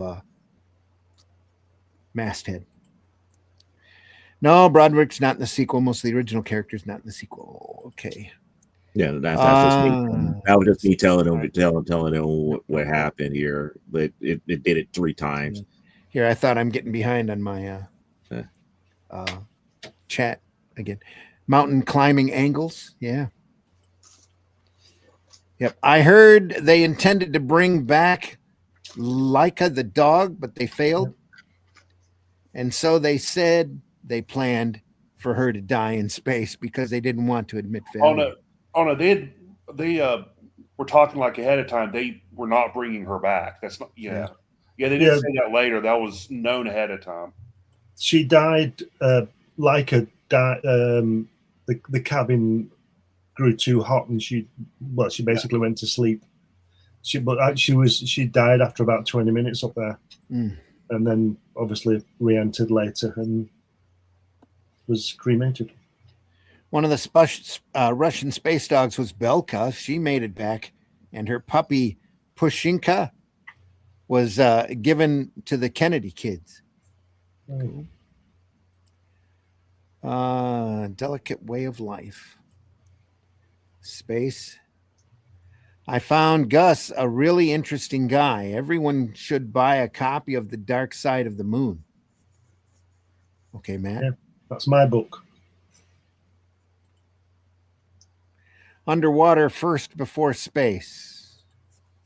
The Ninja says it was a great read. I've read it twice, Matt Black says. Same as Gordon Cooper. The top left panel should say here, hold my beer.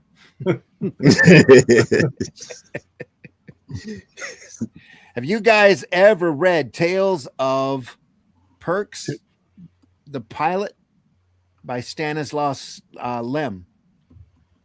No, I can't say that I have. I like that one. And the Cyberiad. Siberiad? Don't know if they ever got a graphic adaptation, but great old novels. Yeah. Okay.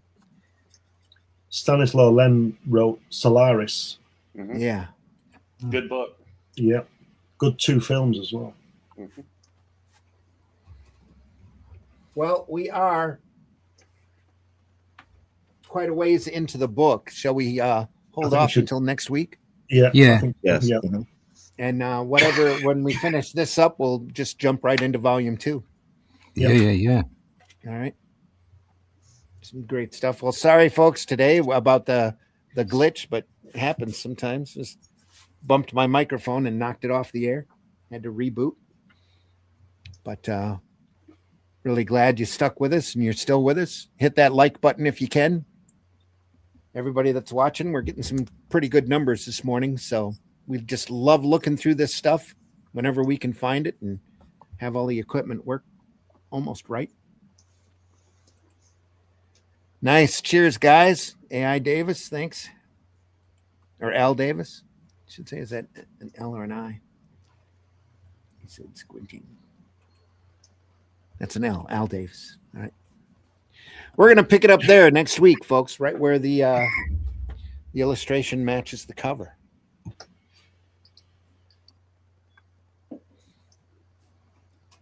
So more Dan Dare next week. There we go.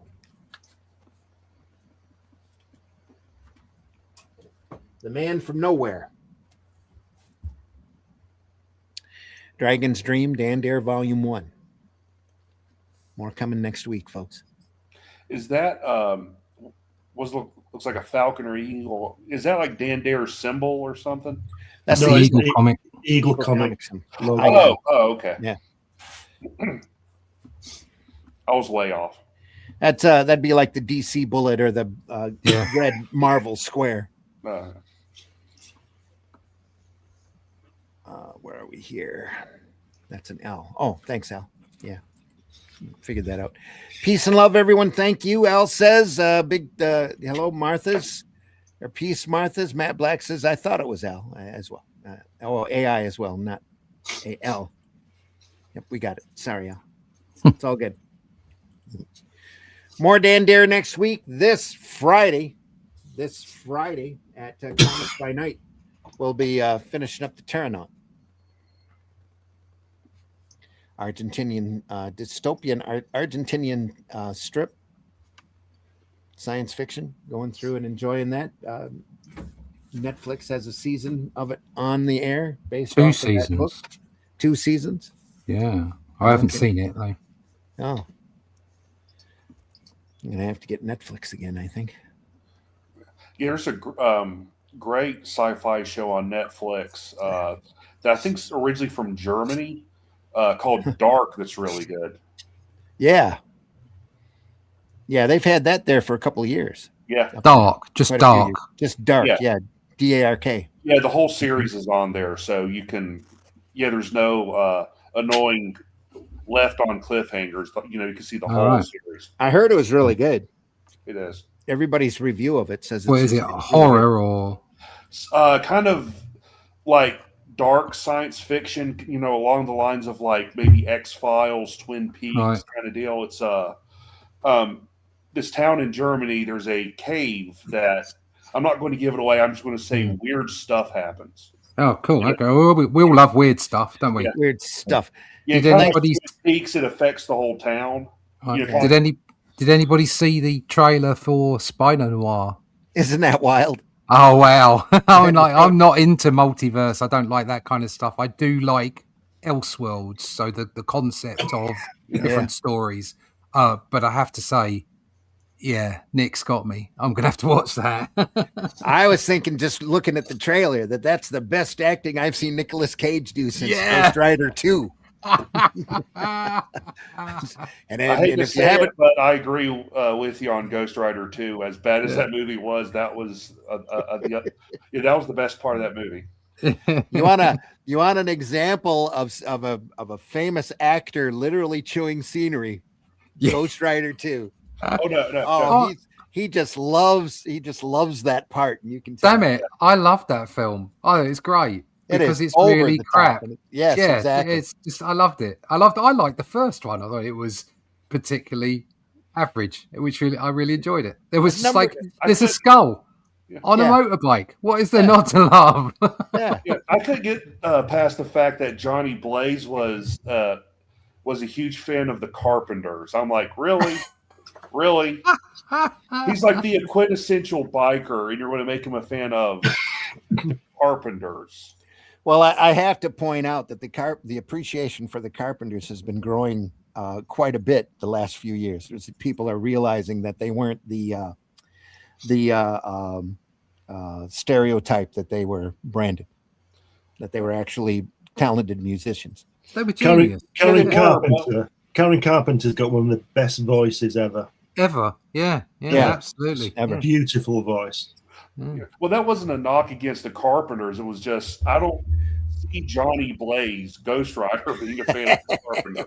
Yeah, just I a hear quick you. note. A quick note.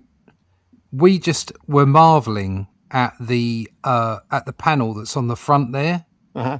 and it was the other way round in the story. Yeah, it was Yeah, flipped. yeah, we Yeah, said Now, that, yeah. now, the best way to check your art in the real world is to look in a mirror, Yeah. and on a computer is to flip it. Now, this Yep. guy didn't do that. He might have done it in a mirror, but he certainly didn't do it on a computer. And it looks just as convincing, just as good, both ways round. Yep. Yeah. I That's always turn my super impressive. Mm-hmm. I always saying. turn mine upside down. Yeah, that helps. Yeah. I just throw mine in the bin. Yeah. I tried looking for that book on eBay. Couldn't find it, though. I'll keep looking. Sooner or later, somebody will have it up there.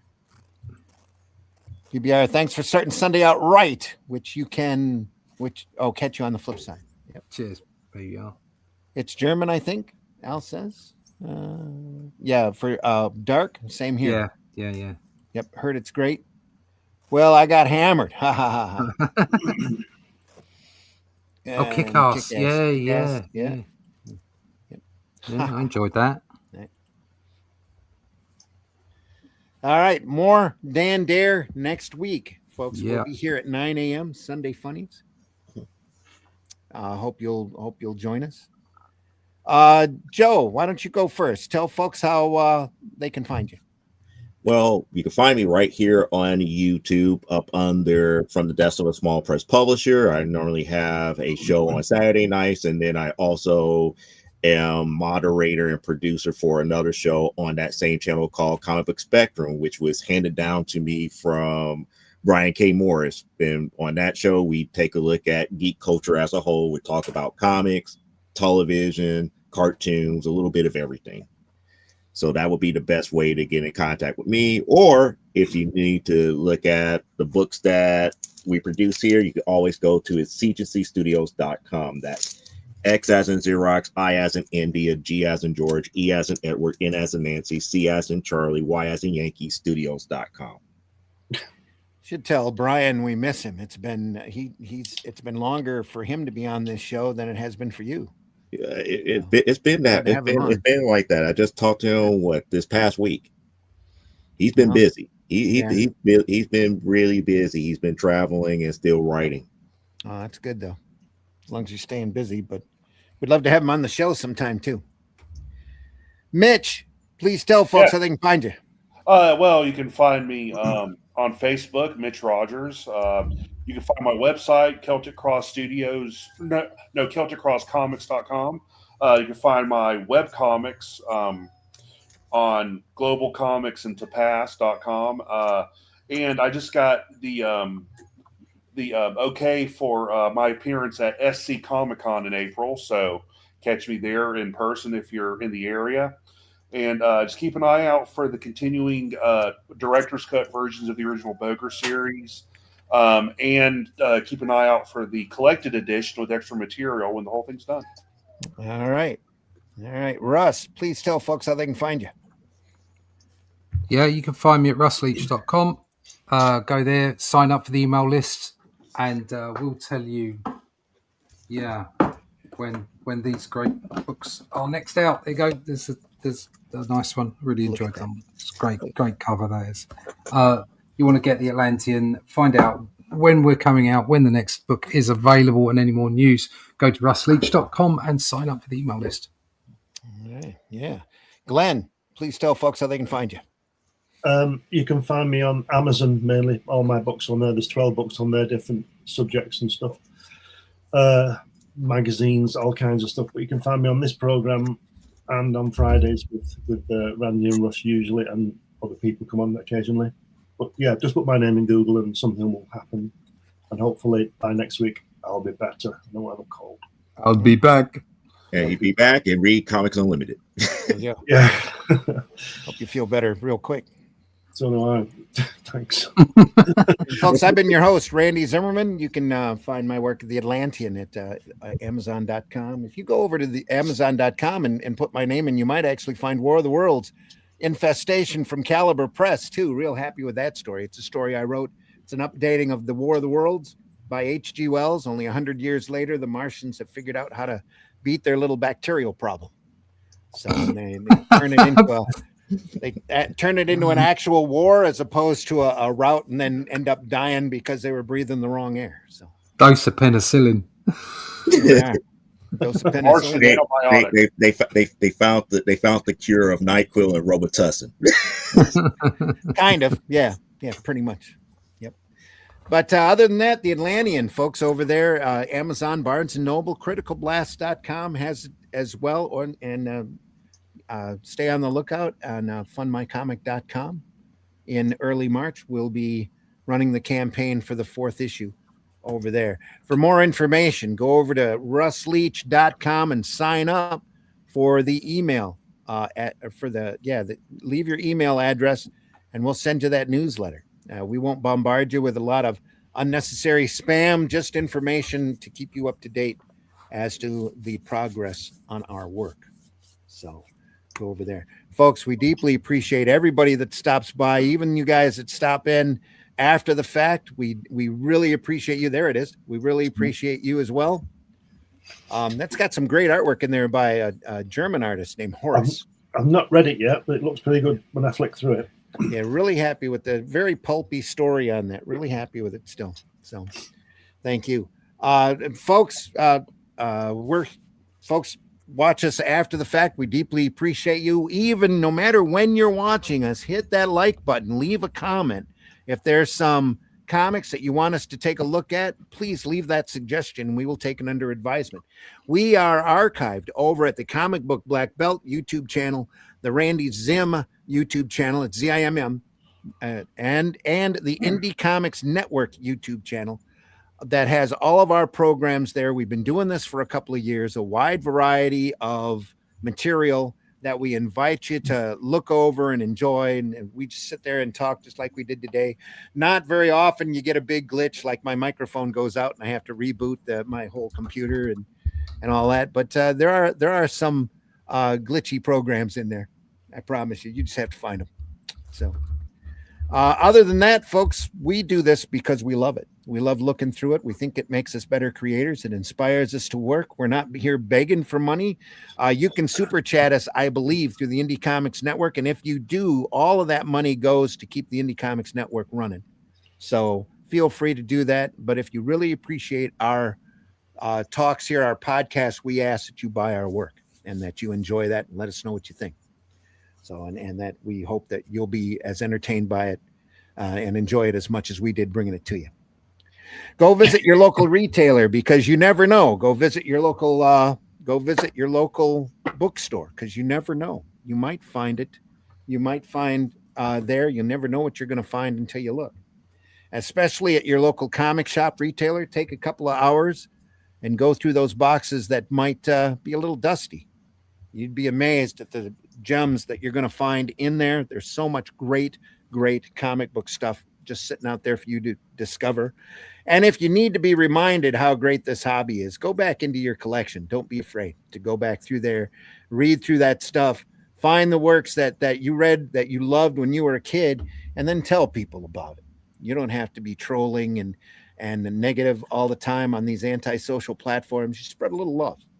A little positivity goes a long way. So let folks know the comics that you enjoy so that they can enjoy them as well. Give comics as gifts. Make great gifts. Graphic novel, good self-contained graphic novel. You never know what you could inspire. So other than that, folks, again, we deeply appreciate you being here. We will see you on Friday at 5 a.m. as we go through the Extronaut. We'll be back here next Sunday for more Dan Dare. So other than that, we wish you well. Have a great week. And that's for Tanya. Be good to each other. Take care. Do you draw the Flintstones naked? There's a market for that. Hi, y'all. It's time for Appalachian Word of the Day. The word of the day is juicy. Lord, do you see the size of the antlers on that deer? Juicy, Glenn. In the time before Atlantis sank, when the lands of this world were savage and untamed, one man would claim his destiny, seizing his place as a king. After defending his throne and learning the devastating truth of the Serpent Kingdom and its deadly cults, King Kull in his right hand ruled the Spear Slayer, make a solemn vow to hunt down and destroy the hidden empire of these serpent demons. These are the tales of those journeys. This is the Atlantean. Tales inspired by the brilliance of Robert E. Howard, featuring his first barbarian characters as introduced in the pages of his classic tale, The Shadow Kingdom. Each volume contains beautifully painted covers and around 50 pages of original black and white art and story, featuring classic sword and sorcery adventures you don't want to miss. Join us on these epic adventures and sign up now for news with the email list at russleach.com. Bring your axe and prepare for battle. And who's your favorite Marvel Comics hero? Mine is Superman. Remember the motto? With great power comes great responsibility. Who's your favourite new? Sigourney Weaver.